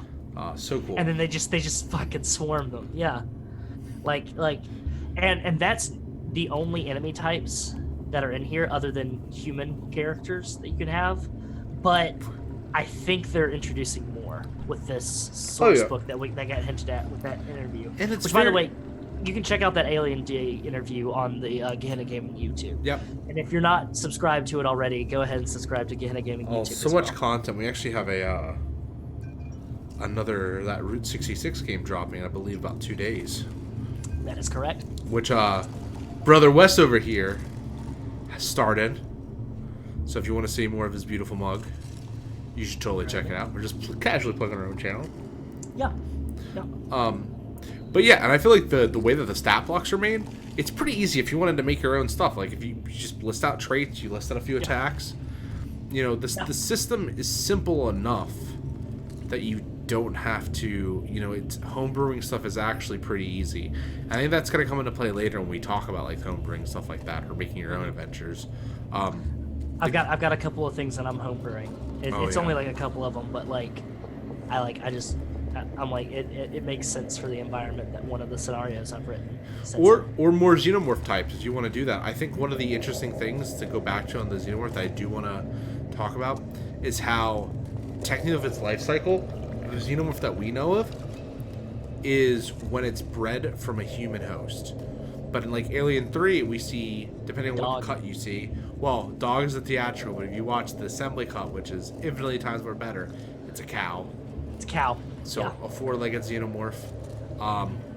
If you've played one of my favorite board deck building games is called Legendary Encounters, which is based on Alien, and they have many scenarios where you have like xenomorphs bred from like gorillas, which are like just fucking terrifying. Just a jacked xenomorph. Can you imagine like just like with muscles? Or, imagine here that you have a game set on a station that has a zoo. Dude, flying xenomorphs. That's something that's been brought up. But do you know how terrifying that is? Yeah. I wish I had the card. The flying queen. That's awful. There's so much you can do, and then of course there's like silly combinations. But I think also something interesting that you could always throw to your players. They're like, why didn't they take this animal? They're gonna take the host of the strongest thing around them. You know, if you have plenty of people, like why would they impregnate a cat?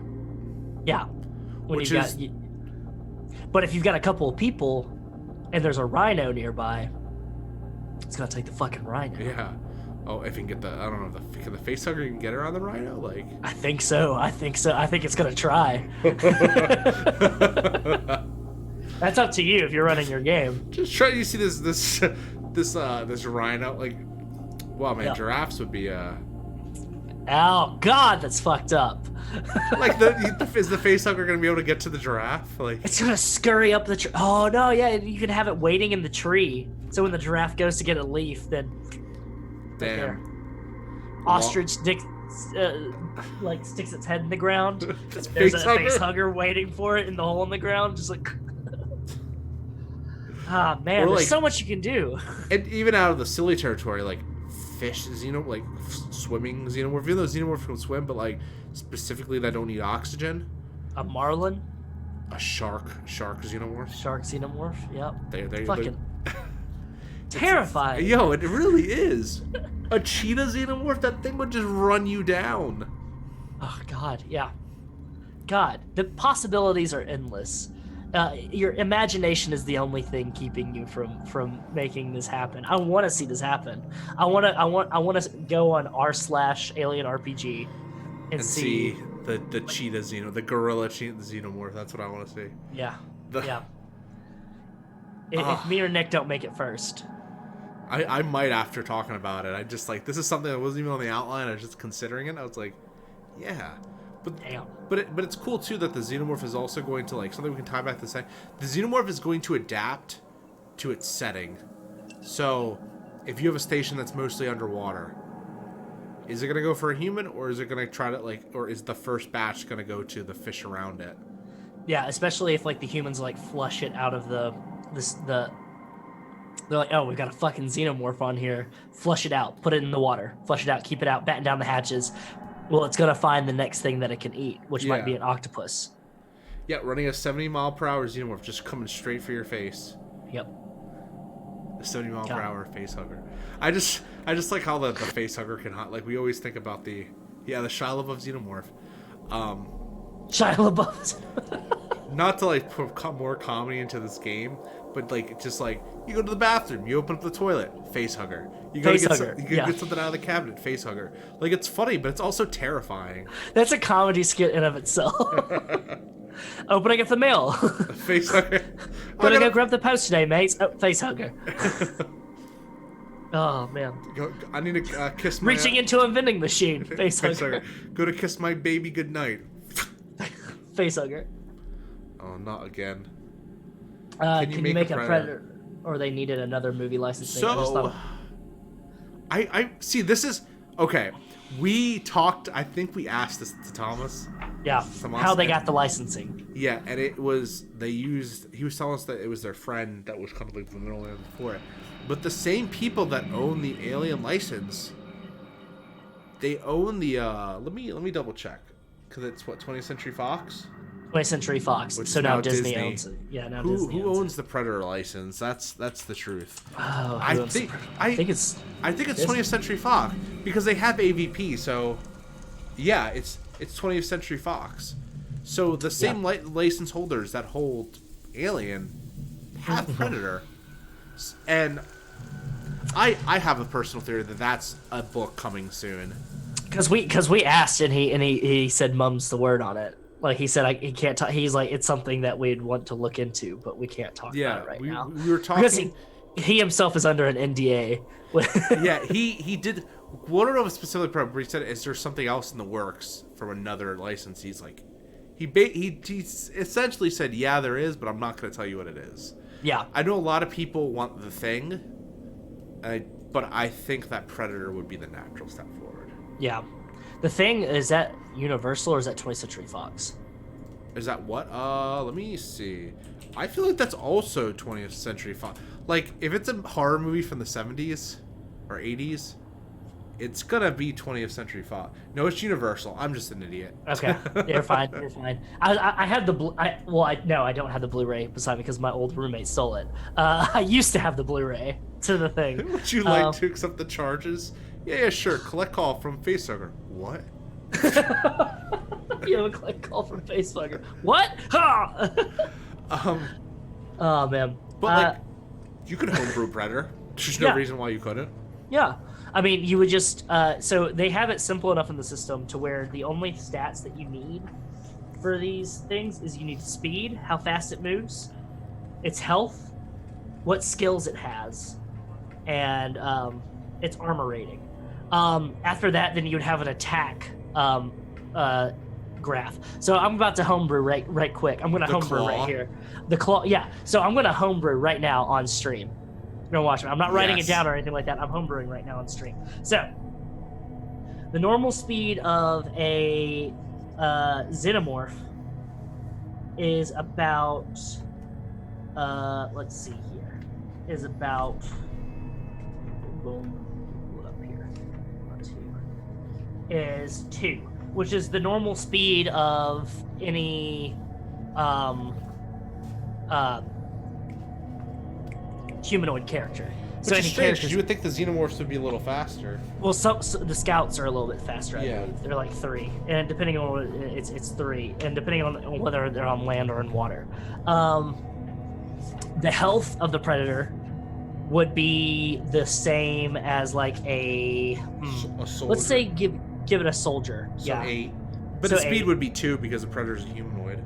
Yeah, and then its skills, it would have human skills. It would have the human player character skills, but it probably wouldn't have things like persuasion, but it would have things like, and you could break it down into classes because there's different classes of predators. Yeah. You've got the predator pilots, you've got the hunters, you've got the foragers and stuff like that. But you would have, I would say, let me just pull up a random character here. Skills. I still think you would have observation because it's very much like in. Yeah.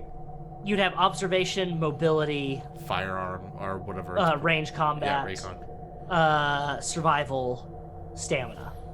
I think that would be the 5 to give it. Unless then you would have one that's like more medical aid focused or observation focused. And then next, what you would have to do for that, I'm loving this right now. No, this is great. This is what this show is all about. Is we're deep diving on here. Sorry if I keep looking off screen. I have a very small space here. Yeah, no, you're fine. You're fine. Give it a talent to use. An NPC. So something that like one of the Colonial Marines might have. Pull rank. Yeah, pull rank. But they also have the general talents that you can use as well. Die Hard. Die Hard would actually be great for that. And then it has gear. It has its normal gear. It has, and you can give it all of the predator gear, or you can just give it a little bit. But you could have the spear, the arm blade, The net. the net. People always kind of forget about the net. It's just like razor wire and like There's the frisbee slash the little 3-blade prongs. The 3-blade prongs frisbee that it has. There's the shoulder cannon. See, and I would consider that like it's 6, like because like most of these aliens have like the instant kill.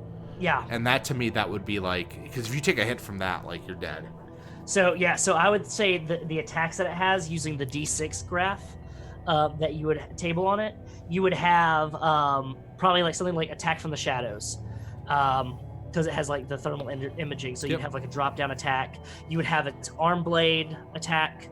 You would have caught in a net thing where it like catches you in a net.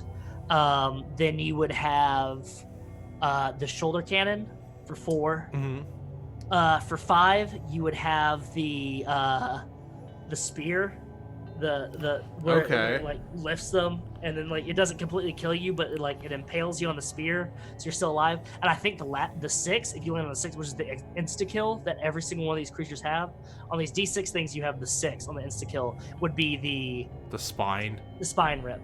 Where it grabs the fucking skull on the spine and then it does the thing. Yeah.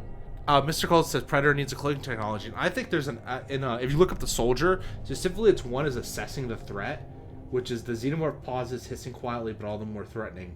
It's thinking, maybe giving silent orders to unseen companions.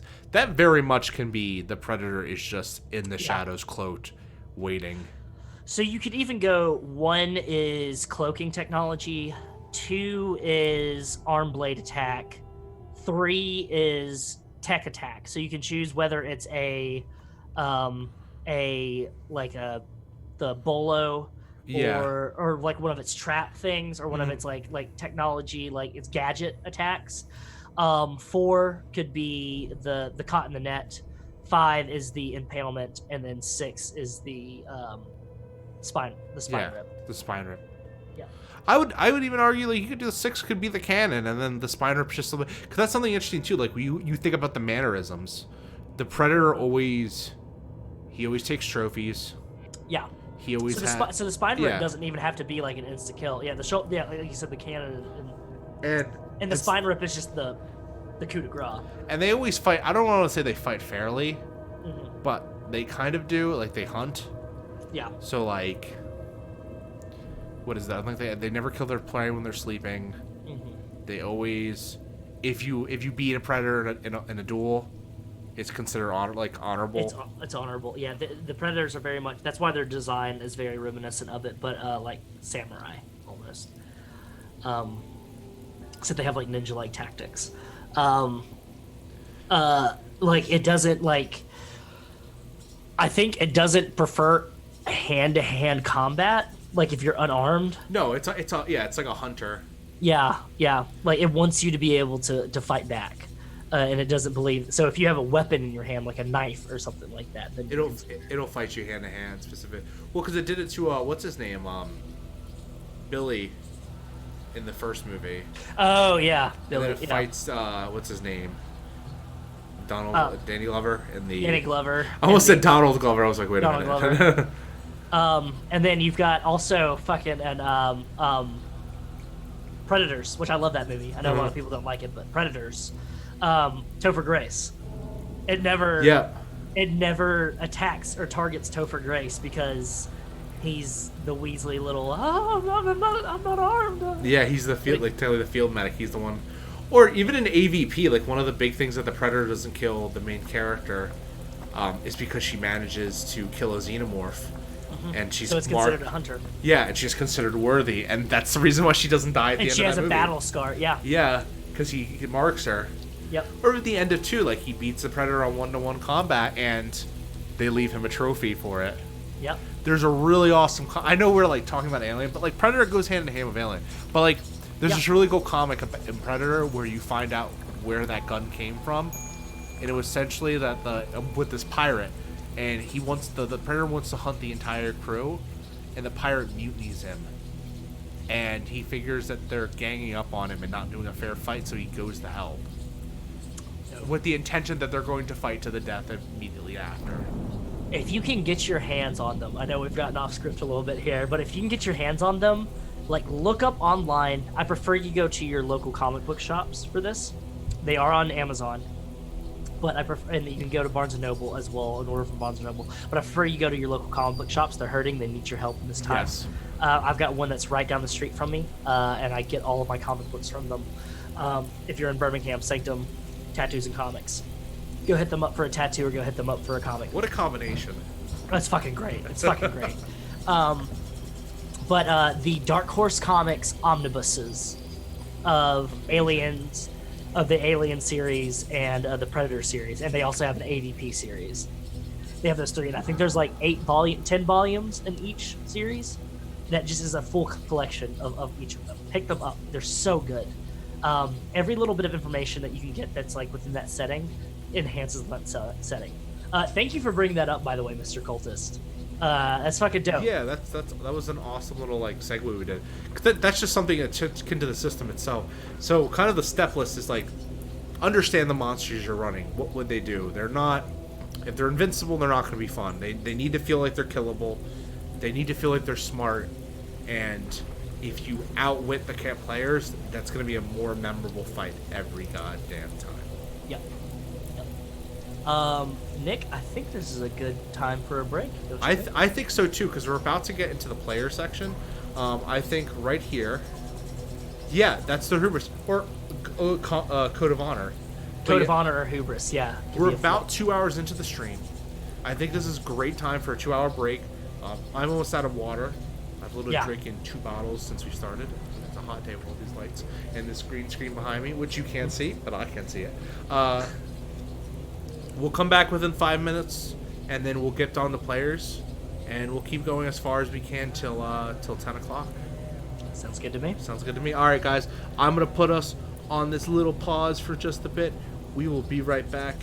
You have yourselves an amazing day. And we'll see you in 5 minutes. Not goodbye. Yeah, we're not fine. We'll be back. Never goodbye. Never goodbye. Let me put the music on.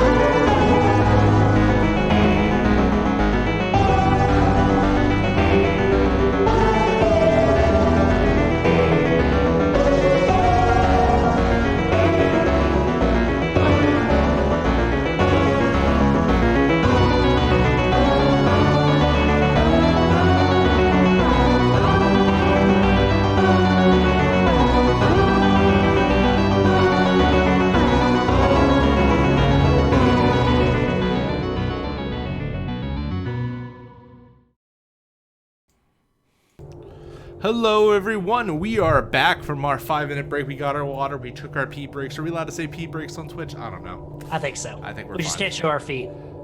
No nipples, no feet. No nipples, no feet. I legitimately was like I just got some like new tank tops in today for like the gym, and I was like, man, Wes, we should be rocking the tops today. Should be. That'll be the next stream. Next stream, crop top summer. There we go. All right, well, don't worry, Big Dad. We're still on it, so you're good to go. We still got a little bit more left, about an hour left. We'll chill and talk a bit. I want to give a big shout out real quick. You hear this music that you've been listening to? Mm-hmm. It's fucking good, right? Maybe a little loud. Really it's maybe a little loud. Maybe I'll turn it down just this. It's very atmospheric, though. Yes. All the music today has been provided by Cryo Chamber. Cryo Chamber is a music label that's like specifically on ambient dark tones and drones. It's amazing music if you want horror. If you're a fan of Blood Moon role playing, they use it a lot in most of their stuff. Red Moon role playing. Blood Moon. Red Moon role playing. Yes, I love those guys. They're great. Fantastic. Fantastic. Unofficial shout out from them as well. Hey. Yeah. We just need to be sorry because we're going to be taking their mantle pretty soon in our future project. Check them out on Bandcamp and check them out on YouTube as well. Under Cryo Chamber. But seriously, great stuff. I use them for a lot of my games to set the mood, and it's just perfect. And as you can hear, DRM safe? I believe they are. Yeah, yes. we got the go ahead. Yeah, we do got the go ahead. Yeah. I literally just emailed them for other projects, so we are good to go with them. As long as we credit them, we're doing now. Yeah, no, they're doing it right now. They're amazing. No, in general, yes. As long as you're doing it for nonprofit. If you need to do anything for profit, you got to contact them, get a license. They have all their mixes on YouTube. We've been literally listening to an hour mix. You know, I'm gonna change it up because we've been listening to this for the last couple hours. We're gonna go to mess around a little bit. Yeah, something. I believe they're also on Spotify as well. They are on Spotify, and they might be on Apple Music. I can check. Let's see. I use Apple Music because even though I have an Android, look, it started, I know you're all judging me right now, but my sister used to give me these iTunes cards, and I really didn't have anything to use it on because I didn't buy music off iTunes. So what I would do is I would just started funneling them into, they are on Apple Music. Yeah. Wow, that's amazing. Mm-hmm. All their songs, all their albums, they have done 1, 2, 3, 4, 5 different albums, all based off of an elder god. Their last one, Hester, came out last year in 2019, and they have released tons of singles so far, so definitely give them a follow. Yep. They're amazing. All right. I've used them in numerous campaigns. Yeah. Creepy fucking shit. Mm-hmm. So now with that shameless plug out of the way, I think it's time we move on to talking about players.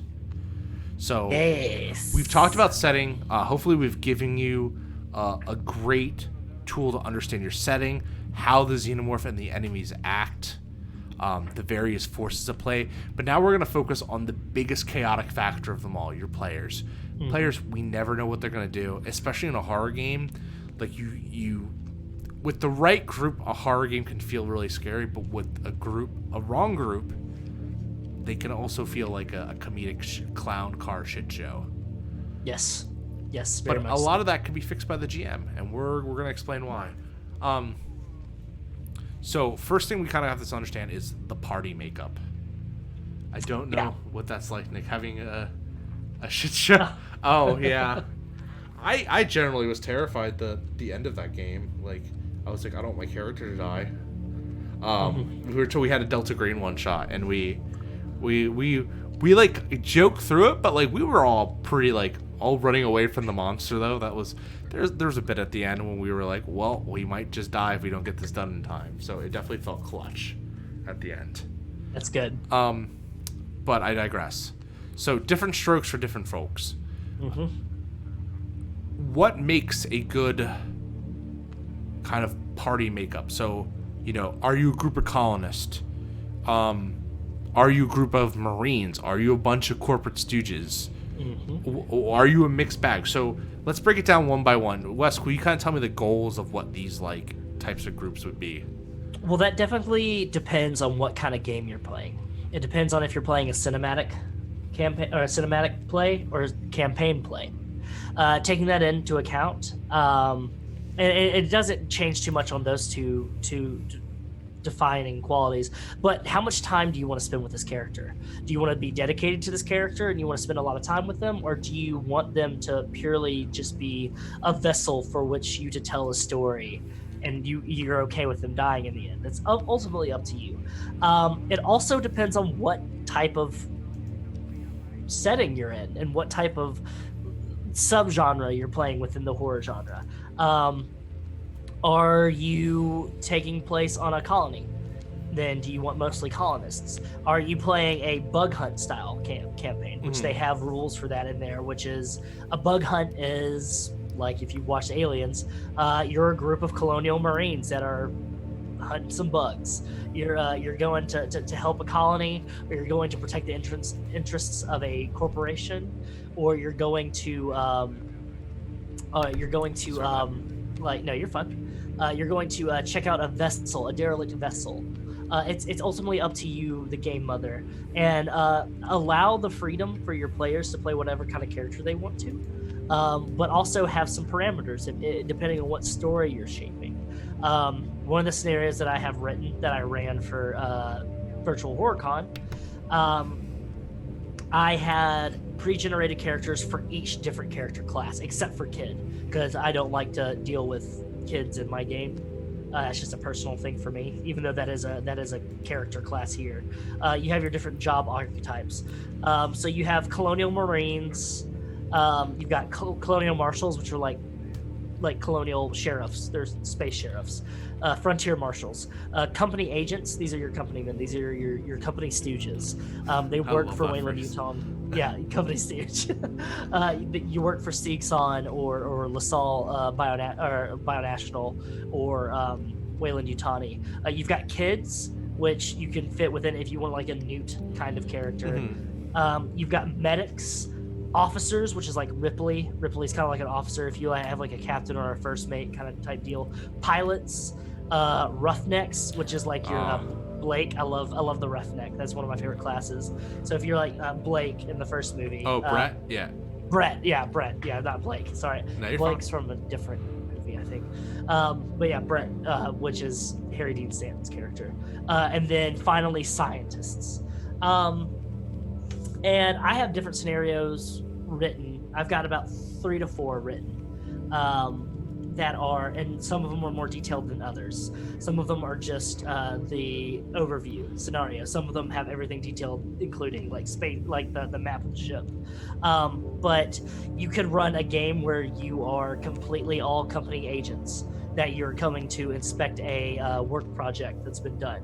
Or you can have a game that's company agents and scientists where they're inspecting a work project and some people are working for the company. Some people are scientists that are working for the company and they're trying to show the progress they've made.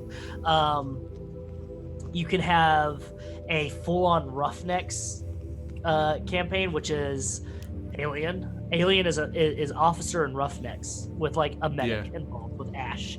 So it is wholly up to you. The one of the reasons why I love this game is it doesn't depend. The party makeup doesn't fucking matter. Yeah, you could be. I would think it'd be cool to see like a group of all kids. All kids. Yeah. Yeah, you could do it. And that's actually been done.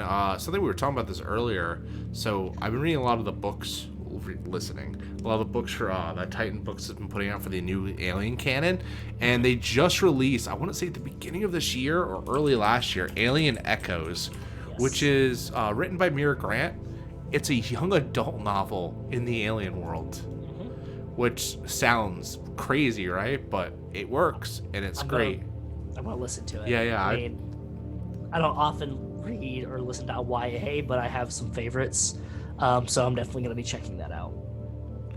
It's but like kids, I think it'd be interesting. Like there's this we'll talk about Hope's Last Day.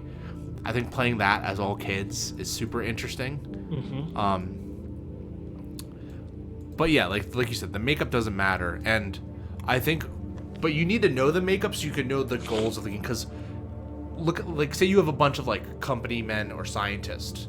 Yeah. You know, they might be trying to capture the alien because they want their big prize. Yeah. Maybe your colonists just want to escape, and then maybe your colonial marines, maybe escape isn't possible if you don't eliminate the threat. Yeah. Like, well, whatever you choose and whatever party makeup your players choose, you just have to make sure that there's buy-in for each different character. You want there to be a call to action for each of them. Because without it, then it's just gonna be like, yeah, we're a bunch of rough and tumble, fucking good old boys, fucking roughnecks with this one colonial marine for some reason. So you've got to make a reason for it to fit. But I do like the system for the fact that it is not wholly dependent on party makeup. Isn't wholly dependent like on D&D. Where you need a tank, you need a healer, you need a ranged. Mm-hmm. Yeah, or things are going to fall apart. In the traditional sense, yeah. And I think it's, well, because it's like almost like that risk factor. It's like, what is keeping your characters? This is something that I think like a system like the Gumshoe does really well, like Fear Itself, they talk about that. Like, as you know, the risk factor, what is keeping your character in the horror? You know, a Marine is like, I have a job to do, and if I don't do this job, a lot more people are going to die. Or for someone like a colonist, they could just be stuck there, and it's either there's no way to get off. Yeah, there's no way to get off. It's either that or die. A kid, I have to find my parents. I don't know where my parents are at. I have to find my parents. A scientist, I want to pursue it for scientific achievement. It is my duty to figure out what this organism is. And if I just leave, like, my career's over anyway. My career's over anyways, so I might as well try and like salvage what I can out of it. Salvage what I can. Yeah, officer, you're on a ship. This is my fucking ship. I'm the captain of this ship. And if anything happens on this ship, then it's gonna be my ass. Because you know what? This is my ship, but it's also a company ship as well. Yeah, which is on rent. Which is on rent. And something that's interesting that I've been learning from listening to the dude, just like if you're really serious, like run the game. If you're really serious about doing Alien, everyone, you don't need to listen to novels, but they come up with great ideas. Like, holy shit. So something that's interesting, like Weyland-Yutani, scumbags, yes, but they never wrench on their deals. If you provide them with xenomorphic materials, you will be paid the king's ransom.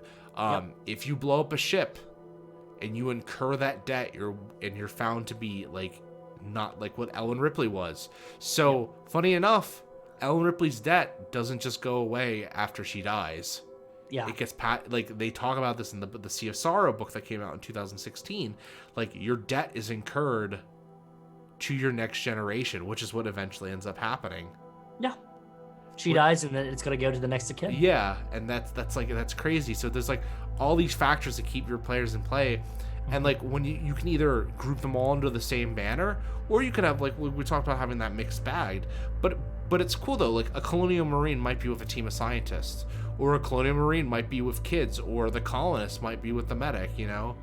And we'll talk about it once we get to the portion. It's probably going to be the next stream, but upon her altar, what I've written, I have a colonial marine as part of the crew, but it's a former colonial marine. It's a veteran. So it makes sense to be upon that ship, because once you get done with the core, you still got to get paid. So you're gonna want to try to find a job, and the only thing they knew was the core. Or every crew always has a Weyland-Yutani company agent with them. Mm-hmm. Yep. Exactly. It's just great because you have these different goals, and they're going to clash, obviously, but they're going to clash in good ways. That's something you kind of want to sit down with your players. Like, we've been talking a lot about the tone of the game and like how it's run. And you could probably boil all this down into a few sentences. Mm-hmm. But talk to your players about that. Let them know what they're getting into. It's a horror game.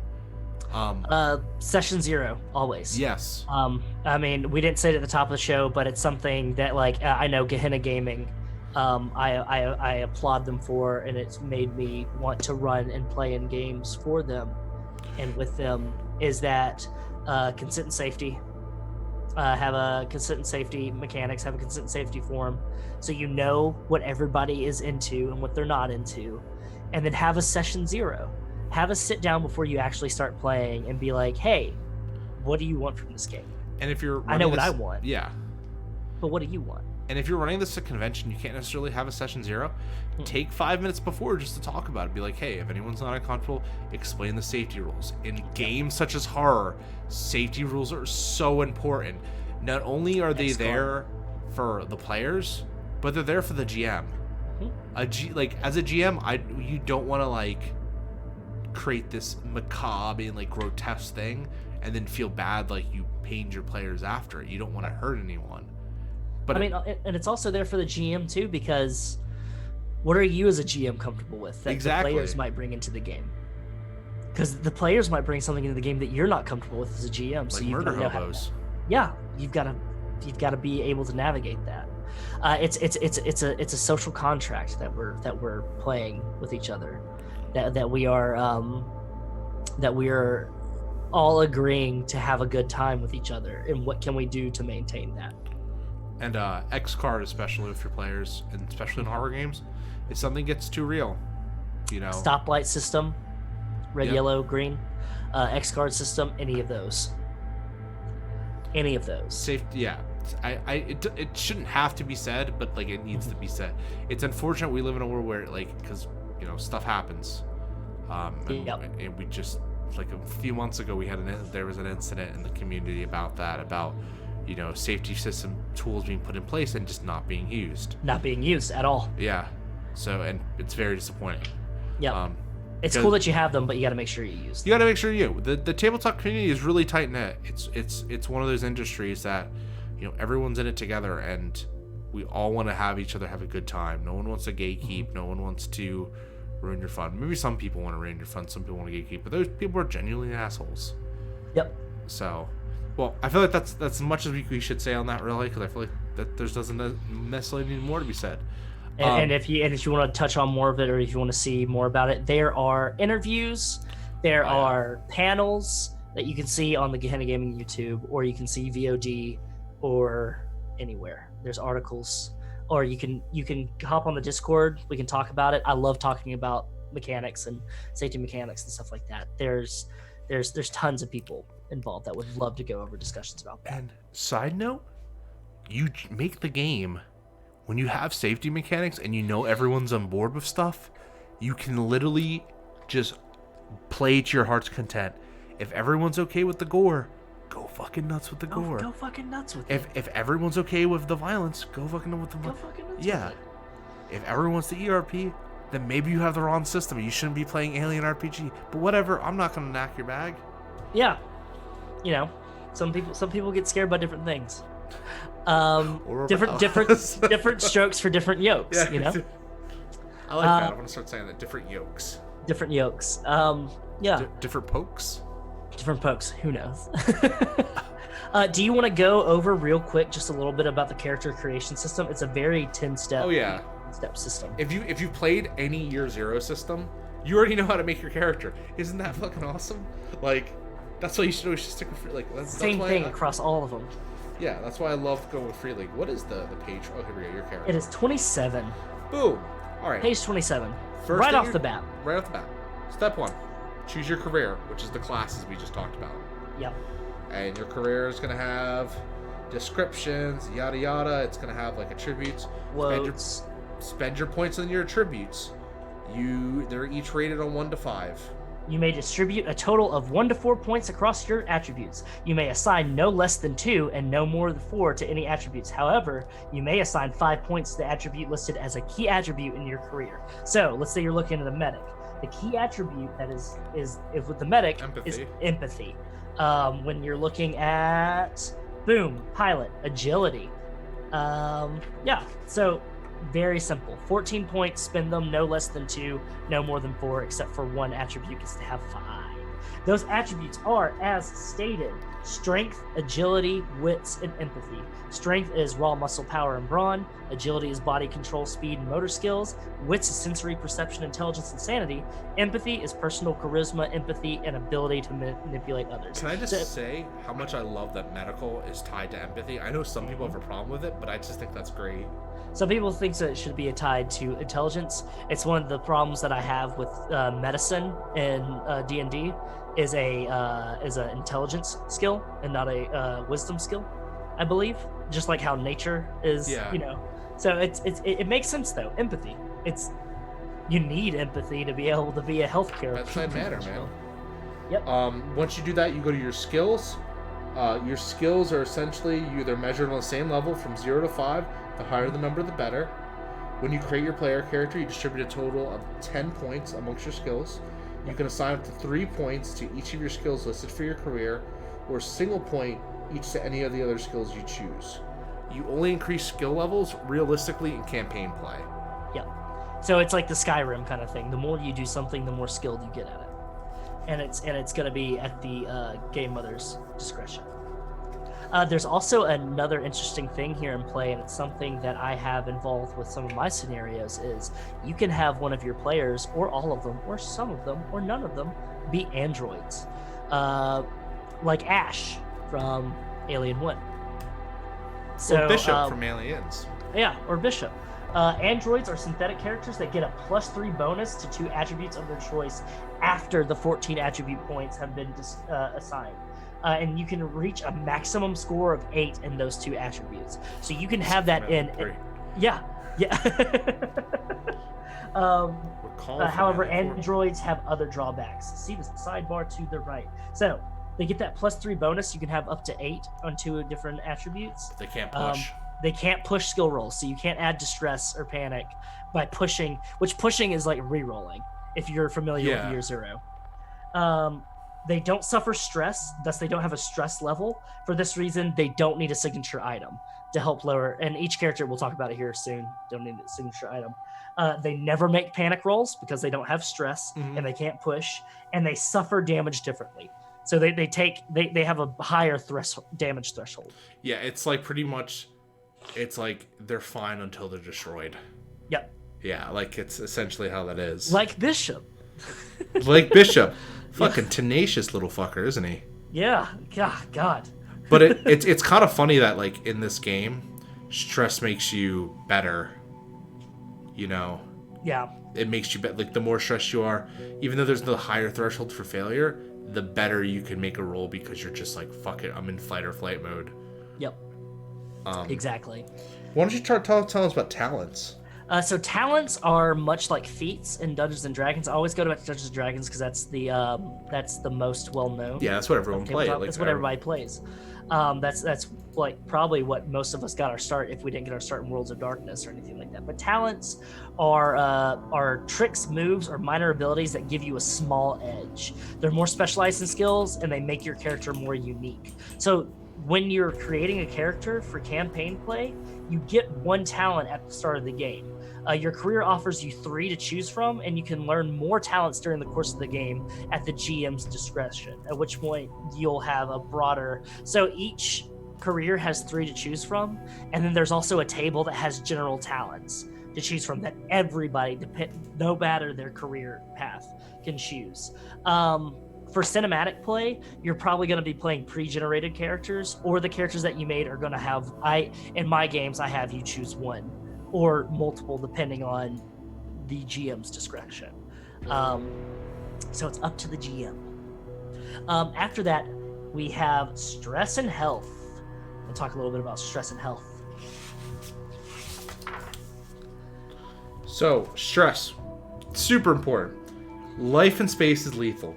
More often than you like, and you find yourself under enormous extreme pressure. So your stress level is basically... It starts at 0, and it just gradually goes up as the campaign goes, which is awesome because you can start to really measure how your character breaks down as the shit starts hitting the fan. Yep.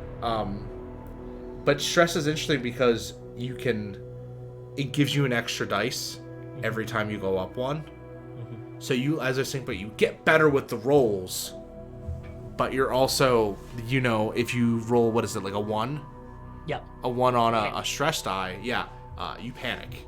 Which is bad. So it gives you more opportunities to succeed the more stress you get, but it also provides more opportunities for you to fuck up. And a greater failure. I love that if you're firing with a gun and you panic, you just empty the whole clip because that's the whole clip. You're just like whatever. And I love, and it's something we'll touch on a little bit later, but I love how inventory, you're not dictated by shots. but rather by clips of ammo you have. Yep. It's great. Health is even when you keep your nerves in check, chances are sooner or later you're going to get hurt. So you track your health score. At the start of the game, the number of health points that you have is equal to your strength score. You can also take talents that help modify that positively. Pardon me, burpee baby. It's okay. We've been drinking a lot. Yeah, I'm drinking a lot of water. I'm trying to stay hydrated. Talking a lot.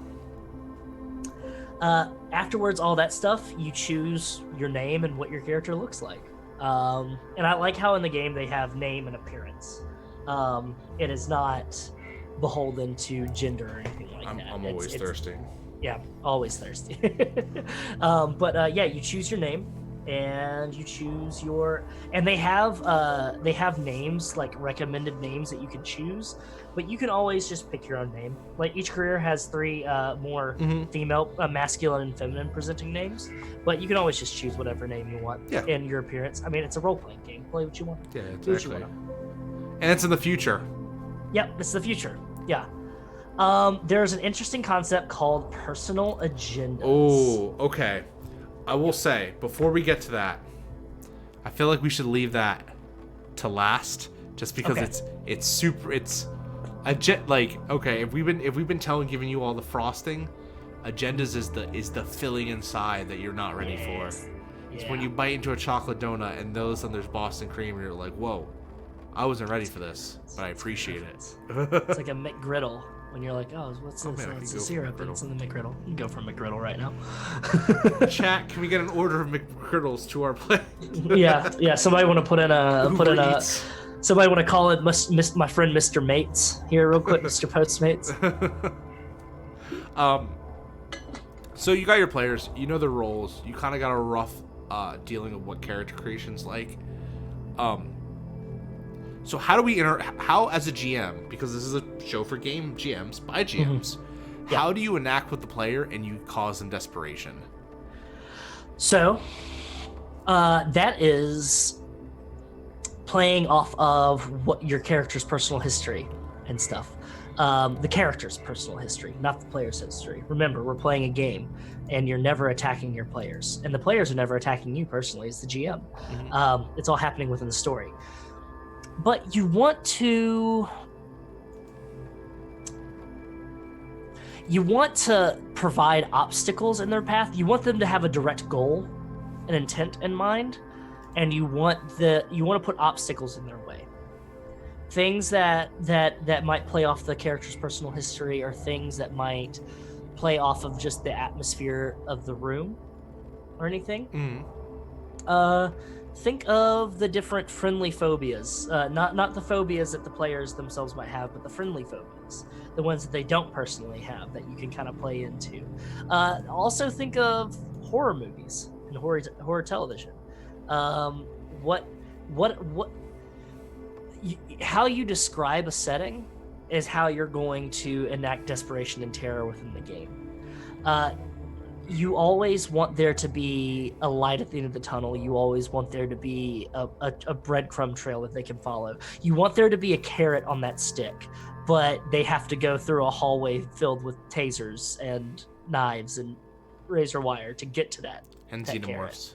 And xenomorphs to get on that. So, and a way that I do it is a crew of a ship is much more than 4 to 5 people. For the most part. Sometimes they're small ships. But there's NPCs. That's just collateral damage for what you can take away from the players. You're trying to figure out what's going on. You're trying to bring power back to the ship. And one of your fellow ship engineers is standing beside a vent, and then all of a sudden they get yanked into it. And hey, you got to figure out what happened to your good buddy there. So you're gonna shine a flashlight in it and see what's happening. Or do you go after them? Do you go tell other people? Give them choices and opportunities, options. Options is like, because you only get down to the nitty gritty of people having like decision like hiatus, and they start like having decision anxiety a little bit when they have multiple options. Do I save my own skin? Do I go save them? Like, what do I do? Think of it as like a better David Cage game, if you're familiar with David Cage of Heavy Rain and Beyond Two Souls and Indigo Prophecy. Think of it as a Heavy Rain or Indigo Prophecy rather than like a straight lined like linear path. Yeah.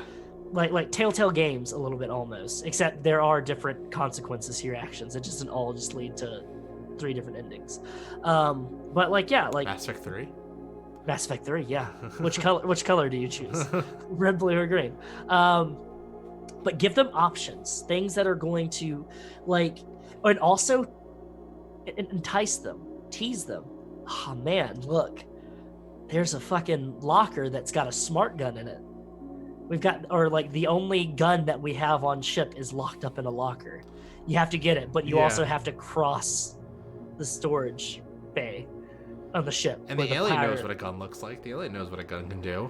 Yeah, because it's learned. Because it's seen. It's studied you. Studied you. Imagination has said it. We are gonna go over that in just a few points, so don't you worry. But very true, and we will go over that. I think something especially in cinematic play, don't be afraid to just be just go be bold with your decisions. Be bold and beautiful. The chompers from Galaxy Quest. Yeah. But something specifically, sometimes what the players do, I always have this personal thought. What the players do to themselves is always going to be 10 times worse than what you think you could do to them, or 10 times better. Let them reap their own rewards and their just desserts. I'm going to give you... I think you said that on the Tone and Atmosphere panel, and I loved it. It stuck with me when you said it for VHC. Oh man, you just tried the best point. I'll just bring around Tone and Atmosphere. The best point about Tone and Atmosphere is the when the silence breaks principle, which is in every classic horror movie. Whenever shit's about to go well, you always have that lull, the breakdown, the music, the breakdown conversation. There's always that silence, that proverbial calm, and then boom, when the silence breaks, that's when the scare comes through, the terror, the jump. Yep. But to give an example, when running the Chariot of the Gods module, and the players are running with this black goo sample, they're instructing the NPC medic at the time that's left on the ship to carry the sample because they need it, because they need to test on something. Of course, shit happens, character rolls a failure, panics. When this goo touches anyone, you die, pretty much. Now, he panics, shoots the thing ending up to break. Could have it just cover the floor, but decide, well, he failed. I think this would be great to basically change up the narrative. Thing explodes, splashes all over the NPC medic, just kills him, disintegrates him, pretty much painfully within a minute. And it's horrifying. And the player doesn't look at you or the GM. I don't have any more water left in them. Drink. Yeah, dude, I'm dry. Drink. You dry? I'm dry. Here, I'll drink for you. There you go. The player I've drank in 3 bottles of water since we've been here, so don't worry. I am hydrated. I drink like a fiend. As a player, the player doesn't look at the GM and go, "You did this to me." The player looks at what they done and be like, "I did this to me. The dice did this to me. The dice did this to me." Let the player be the instrument of their own demise. You are only there to dole out the consequence. You are not there to punish them.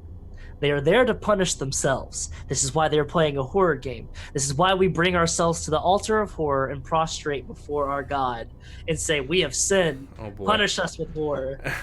That's a really dark way to do it. And you're there in the horror game to be like, "Okay, you asked for it. Here you go." Cowabunga it is. I see no way this carefully considered scheme could fail. Very true. Very true. And a second story, in that same module, they went to open something up, and in the module, there's an alien hiding in the door, or in the little med pod.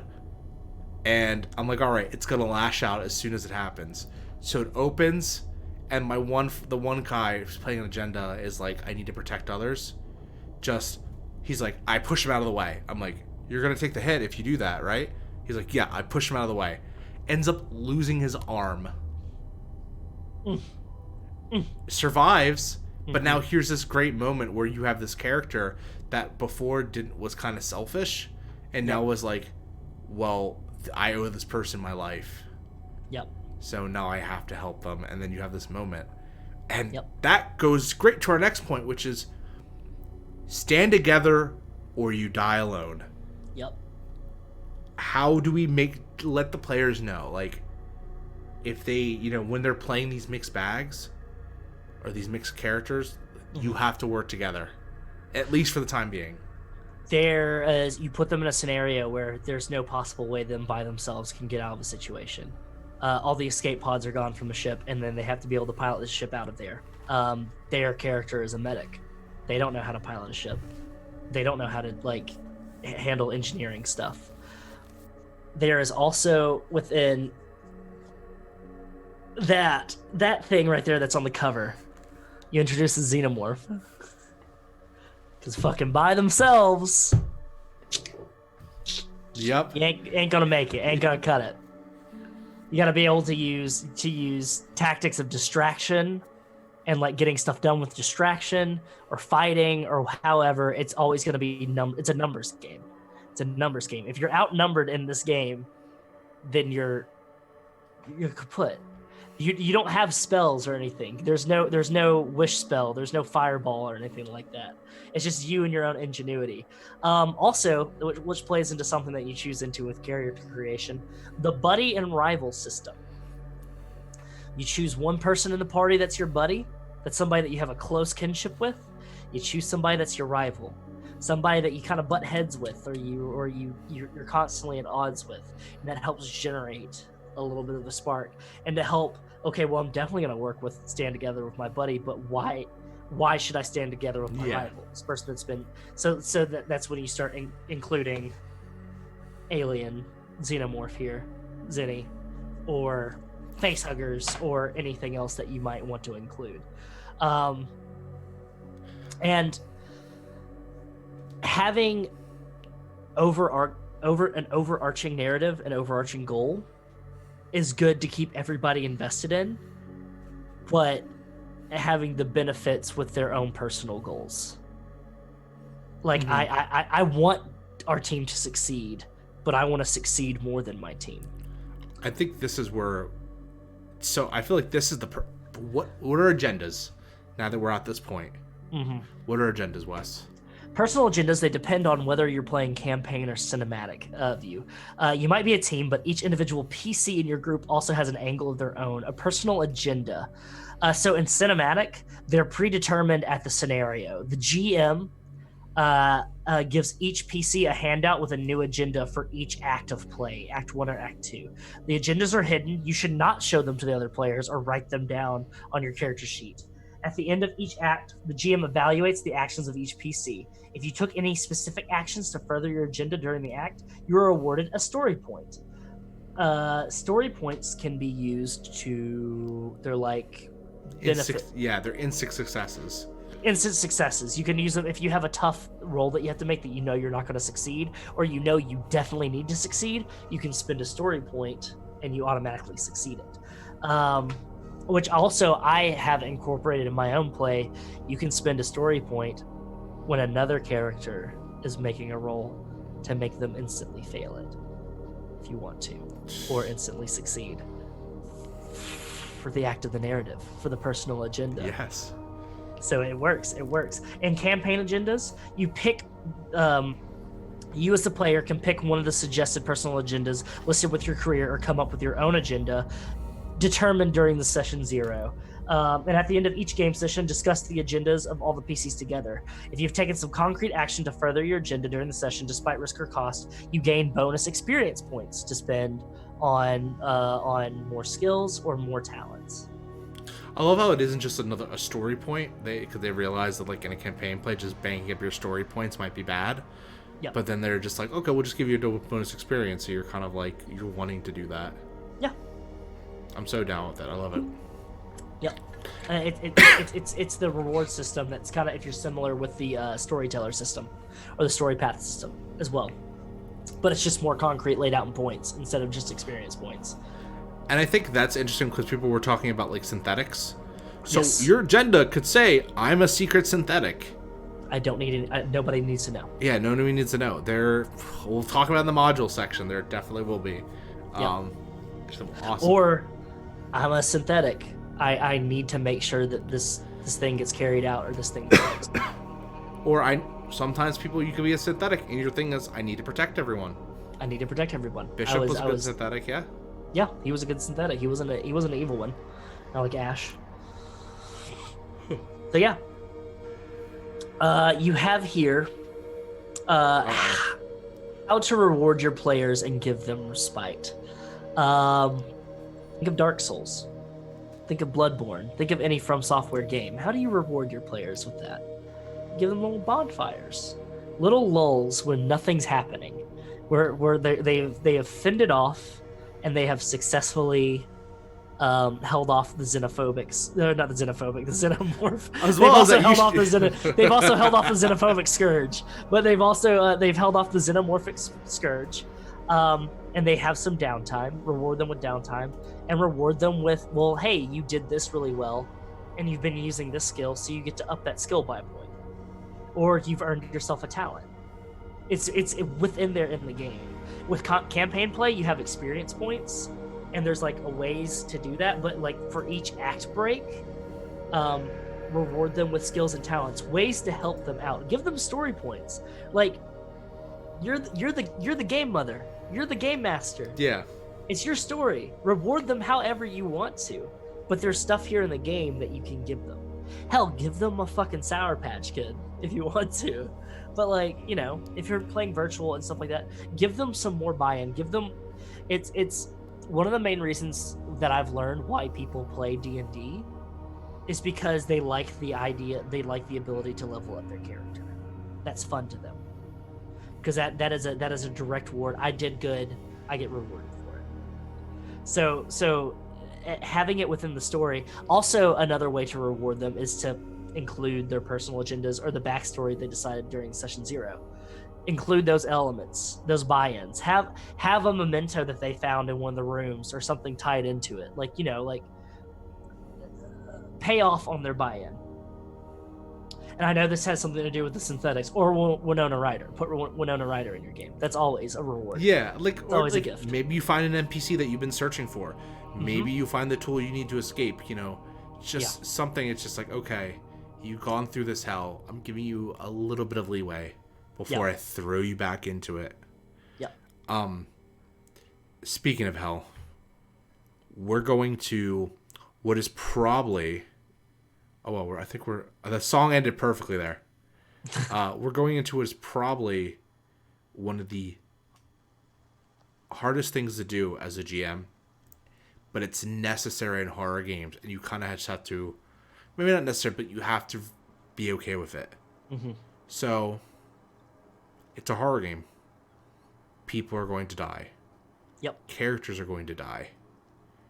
We're going to take this point, and probably, I think it'll be the last point we do before we end tonight, is just talking about player death and killing your players in general, or killing your player characters in general. Not your player. Don't kill your players. Don't kill your players, yeah. Just your player characters.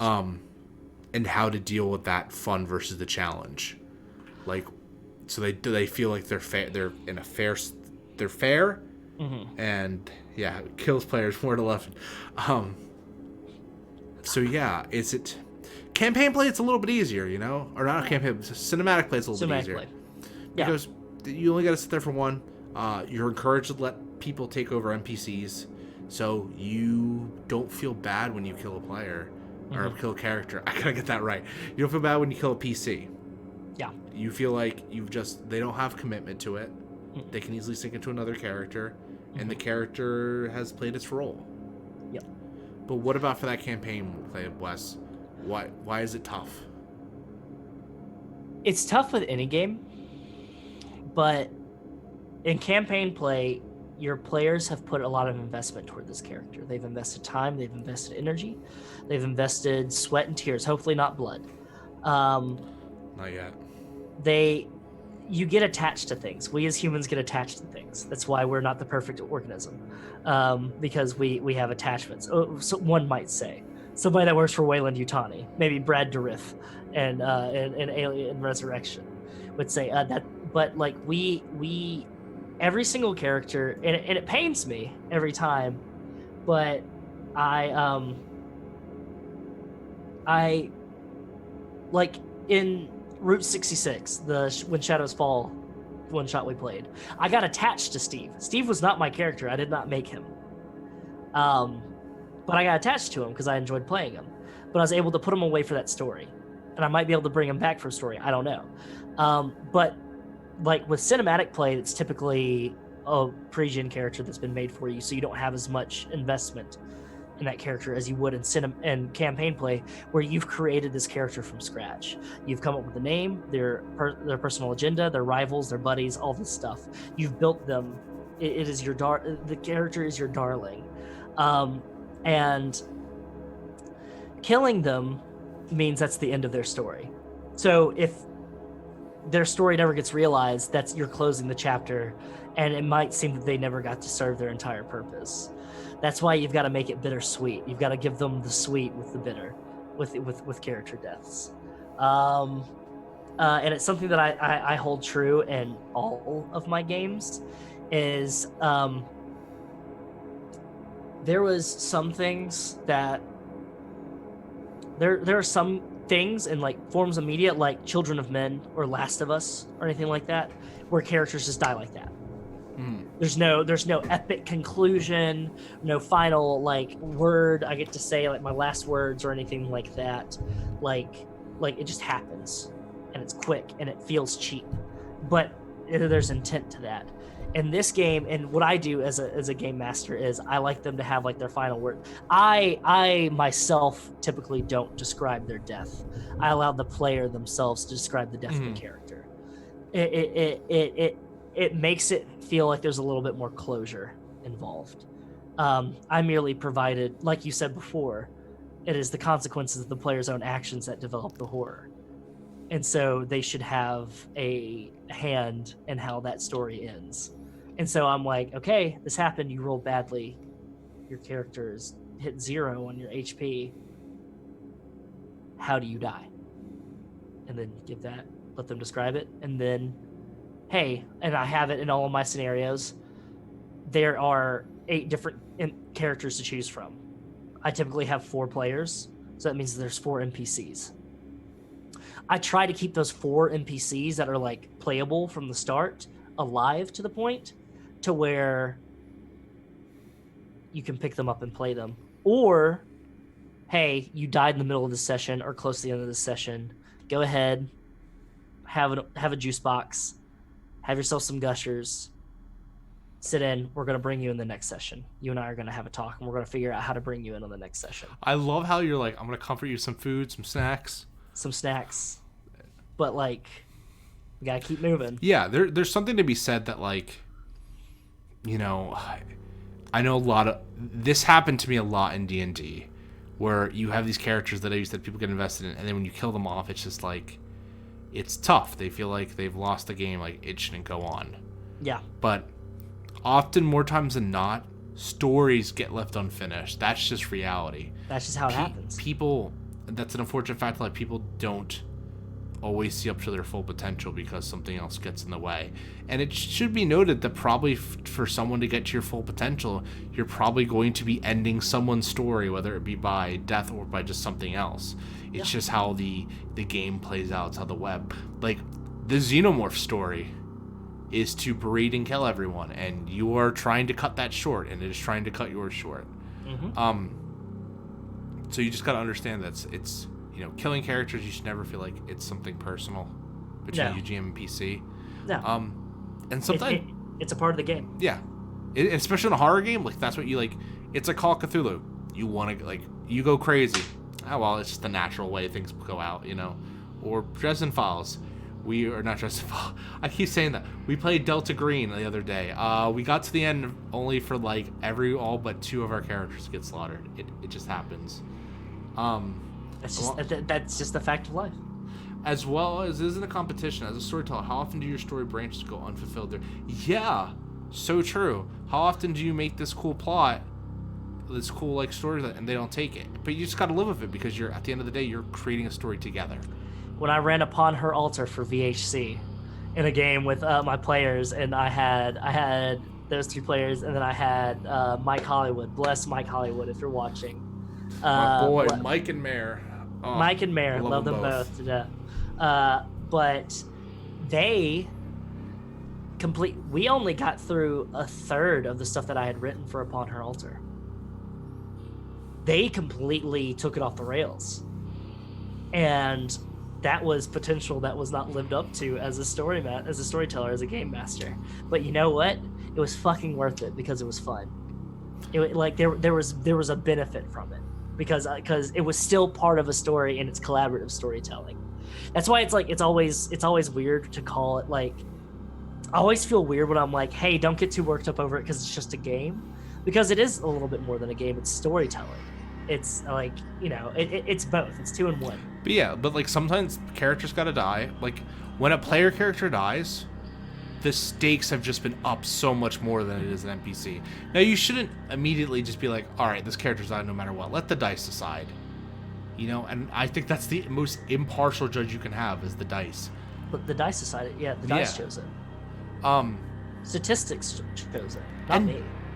My final point, like, I think this is the final thing we should really talk about, is death could be just as cool, if not cooler, than surviving. Think about it.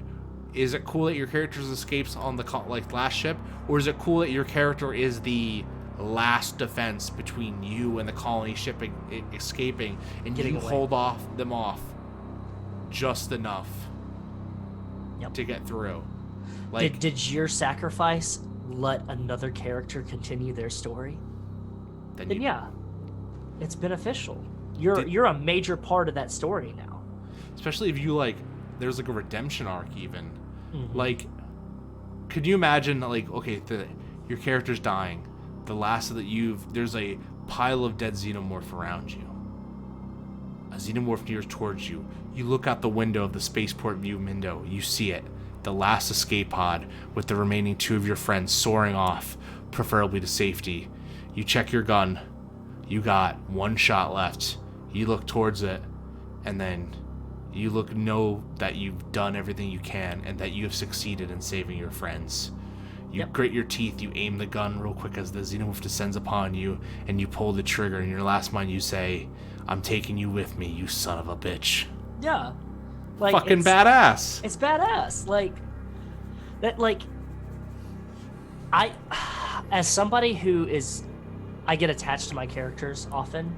I'm also the first one that's willing to offer up that character as a sacrificial lamb. In a D&D game that I played, I was in a home D&D game. I have a Spotify fucking playlist for this guy. I had character art. I paid for character art for this guy. All this stuff like that. He only made it to level 3 and he died. And that was my choice though, because there was a planar portal to the water elemental plane opening and something was going to come through and he sacrificed himself to close it. But at the end of the session, everybody's like, "Oh my God, I'm so sorry. That must have sucked for you." And I was like, "No, it's fucking awesome. I went out on my own terms and I got to make sure that the rest of you carried on." And it's the same thing with Alien. It's the same thing with any other game system that you play in.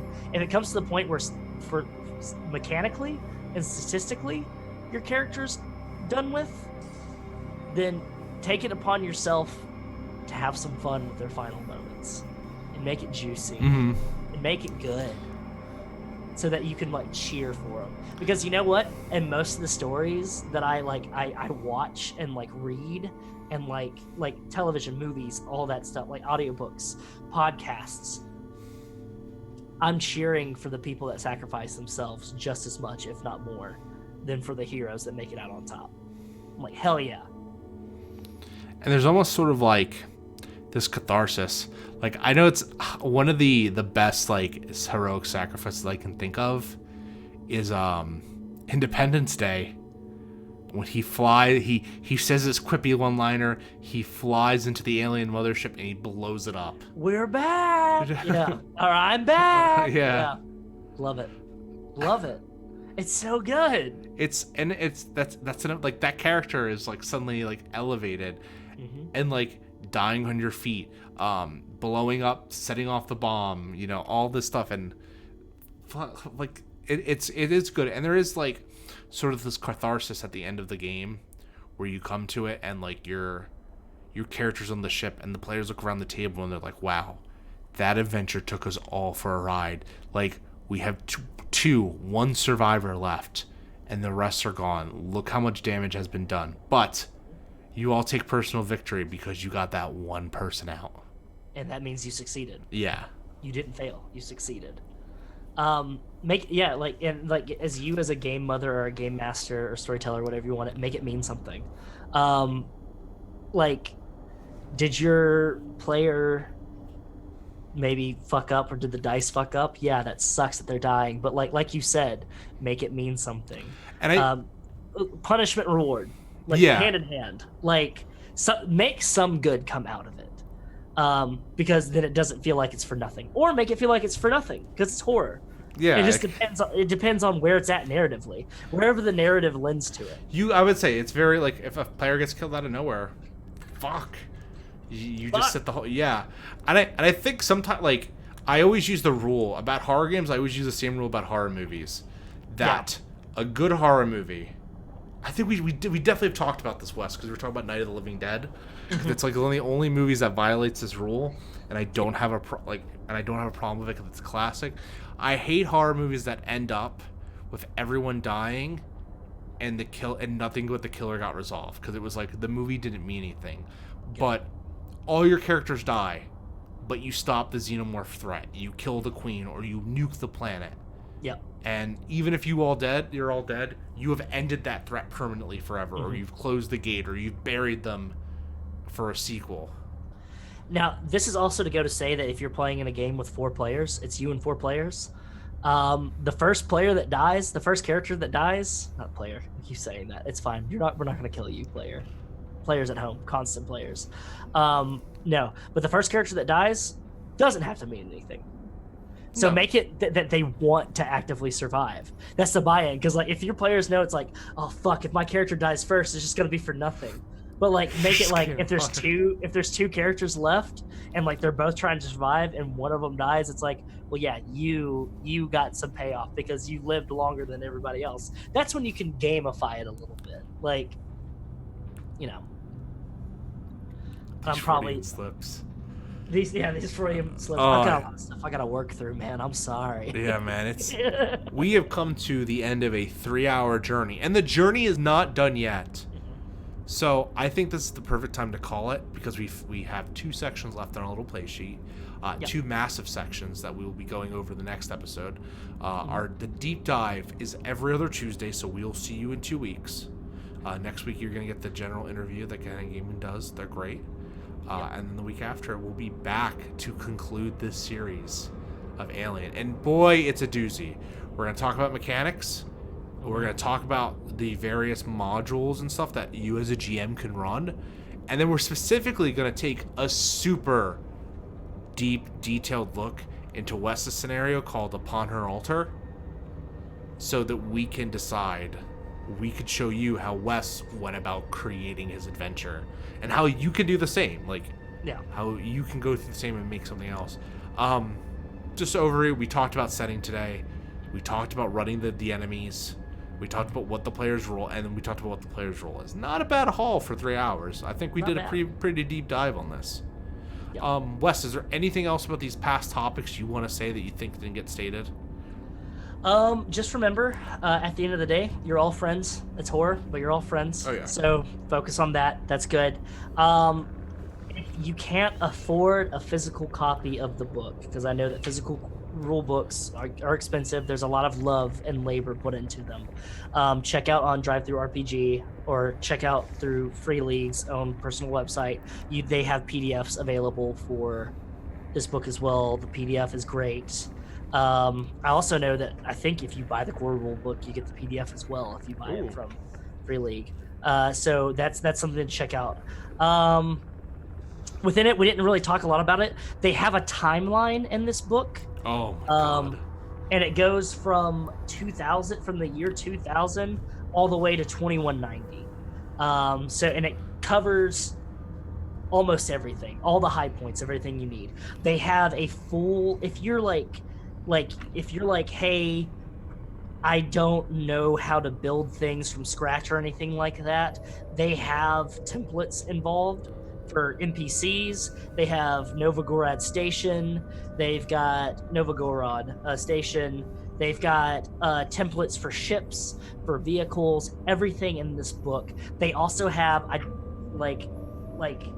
we're going to get into it next week, but they have a lot more stuff for you. Yeah, we'll specifically next week we'll do mechanics, or 2 weeks from now, we're going to do the mechanics, and then we're going to do the modules and adventures. The lore in this book is fucking great. It talks about the movie canon, it talks about the book canon, it talks about the video game canon, Isolation, everything's in it. So if you have any questions, yes. Also, holiday sales are a thing. If you know that you're not going to be able to afford a book right out, but you still want to get it for yourself and you still want to support them, then keep an eye out for summer sales, end of summer sales, back to school, Black Friday, as much as I hate Black Friday, Thanksgiving, Cyber Monday, all of those things. Keep an eye out because they're always great. Also, I believe Drive Through RPG does like weekly sales where they just do they just choose some stuff that's on sale. Yeah. And also the creators sometimes just put things on sale just because. I know on Alien Day they had a sale, I believe, on the core rulebook. So just keep your eye out for stuff like that. But yeah, other things, I think we talked about a lot of, we covered a lot of it. Just have fun with it. Alien's fun. Alien's great. I also want to talk about the fact, go watch the movies and watch the short films. My friend Meg Wilbur, check her out on Instagram, Little Monster Doll, and on Twitter, Little Monster Doll. She's a makeup and special effects artist. She worked on Night Shift, Alien Night Shift, which is the space trucker. Well, just watch it. Is it Alexander Ward plays the alien on that one, or is it Harvest? Alexander Ward plays the alien in Harvest. Harvest, okay, yeah. Yeah, Harvest, because I believe Night Shift is just a face hugger and then a small chest burster. I don't believe it's the actual proper like scout or alien or anything like that. But go check out her stuff. She did the special effects. She had an assistant, but it was just her and one other person that did this. It's a 9-minute short. Check out all of them. They're great. Read the novels, read the comic books. You can find them. Just check with your local comic book shop. They'll order them for you. Mm-hmm. Do it because you want to. You don't have to do it to play the game. You don't have to, yeah. But you will want to. You will want to because it will help you invest and build upon your own stories. And write your own stories and write your own stuff. If you look online right now, there's not a lot of community stuff for Alien because licensing and everything like that. You can do it for Tales from the Loop and stuff, and like the Year Zero engine is available. I'm merely writing stuff just in case one day it happens and I can try to publish the stuff because I want to. But write your own stuff and connect with me. Connect with Nick. Connect with us on the Gehenna Gaming Discord. Connect with us online. If you're writing something in this system, if you're writing something in any system, fucking let me know. I love community. I love finding, reading new things. If you need help with it, we're here. It's just, goddamn, we need a network. This game, I need to see this game get played as much as I see like Vampire the Masquerade get played. I know that's pretty tough, and I know that game has a special spot among everyone's heart, but Jesus Christ, Alien, it's such a fucking good system, and we'll get into more. If you want to find West, if you want to, they want to find you on Twitter, where do they go, or any other social media? You can just look up Thirst Trap Mothman or at BrotherXWes on either Instagram or Twitter, and I'll be there. You can also find me streaming on Twitch. I won't be streaming this Wednesday because I am playing in the 10 Candles actual play tomorrow night. Tomorrow night at 9 p.m. So that will be here. But on Saturday night, I'll be streaming, and I've got some announcements I'm going to be making for the Twitch stream. I am finally getting to the part where I can build a PC, so we're going to be upping the ante with that.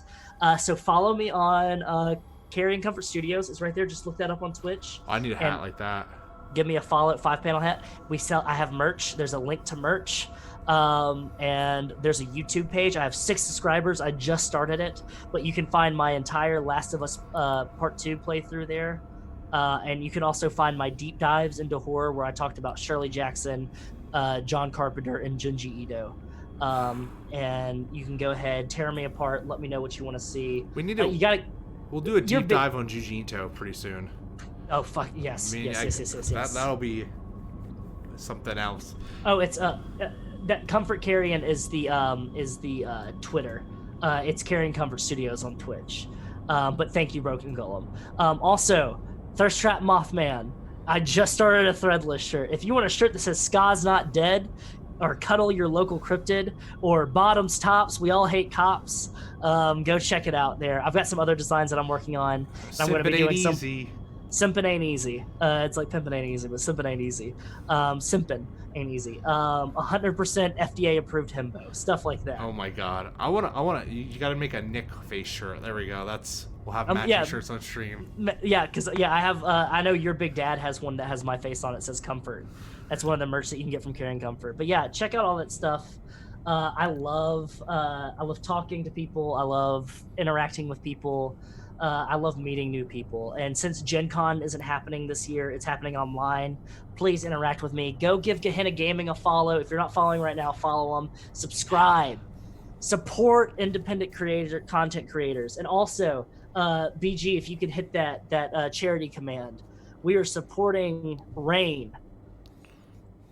Like, it is such an awesome organization that helps survivors and victims of rape, abuse, neglect, incest, and they need our help, and they need like everything, because they're helping with people with their legal fees, they're helping people with therapy, they're helping people with getting their life back on track after suffering a traumatic event, and it is so necessary in this day and age. We need to pick each other up. That's what we need to do. We need to pick each other up. There's so many things that are pushing us down as people. We need to stand together, and we need to lift each other up. That was beautiful. And Thank I'm going you. to follow your beautiful message with a plug of my own. If you want to follow me on Twitter, I'm at NoblemanNick. You'll find me over at Gehenna Gaming as well. I'm the stream producer over there, and I occasionally do cool streams like this. But yeah, I'm always on the Discord. I'm always ready to talk. I'm always running games because I just think it's fucking fun. Thank you for linking that. Yeah, NoblemanNick, it's great. I have a SoundCloud. I do not have a SoundCloud. Don't make a SoundCloud for me. I don't want to. You might have a SoundCloud. We might have a SoundCloud. Who knows? Let's wrap. But Wes, thank you for being on part 1 of the deep dive, the first episode. If you might not know, me and Wes, we have this we got this bromance. Me and this, but wait, that's the other side. That's right. So, I would never had anyone else on the first episode for you. You're always the contender. So I'm so happy we can talk about Aliens, a system that we can love. And I'm happy that we're still going and that we'll be here in 2 weeks for the finale, and we'll complete our deep dive. And then from there, who knows what I'm going to get next. I have a list of things, Matthew Dawkins, if you want to join the stream, let me know. Hit us up. Oh, yeah, maybe Outstar. Would love to talk about They Beyond. All right. Hit a boy up. Hit a boy up. So, I think that's all we have for today. It's 10 o'clock. We've been talking for 10 hours. I almost said 10 hours. Talked for 3 hours. My eyes were getting a little blurry. I'm a little dehydrated. I'm going to go drink a lot of water. I love you all. You have a great day. And thank you, Brother Nick. And thank you, Brother Wes. I'll see you guys in 2 weeks' time. Okay, maybe earlier if I decide to stream a game. Let's see what happens. Maybe our Ian Brand gets an unfortunate accident. I have to come to the rescue. Who knows? I don't know. Shit's wild like that. Be good to each other. And we'll talk to you later. Peace. Black Lives Matter. Peace.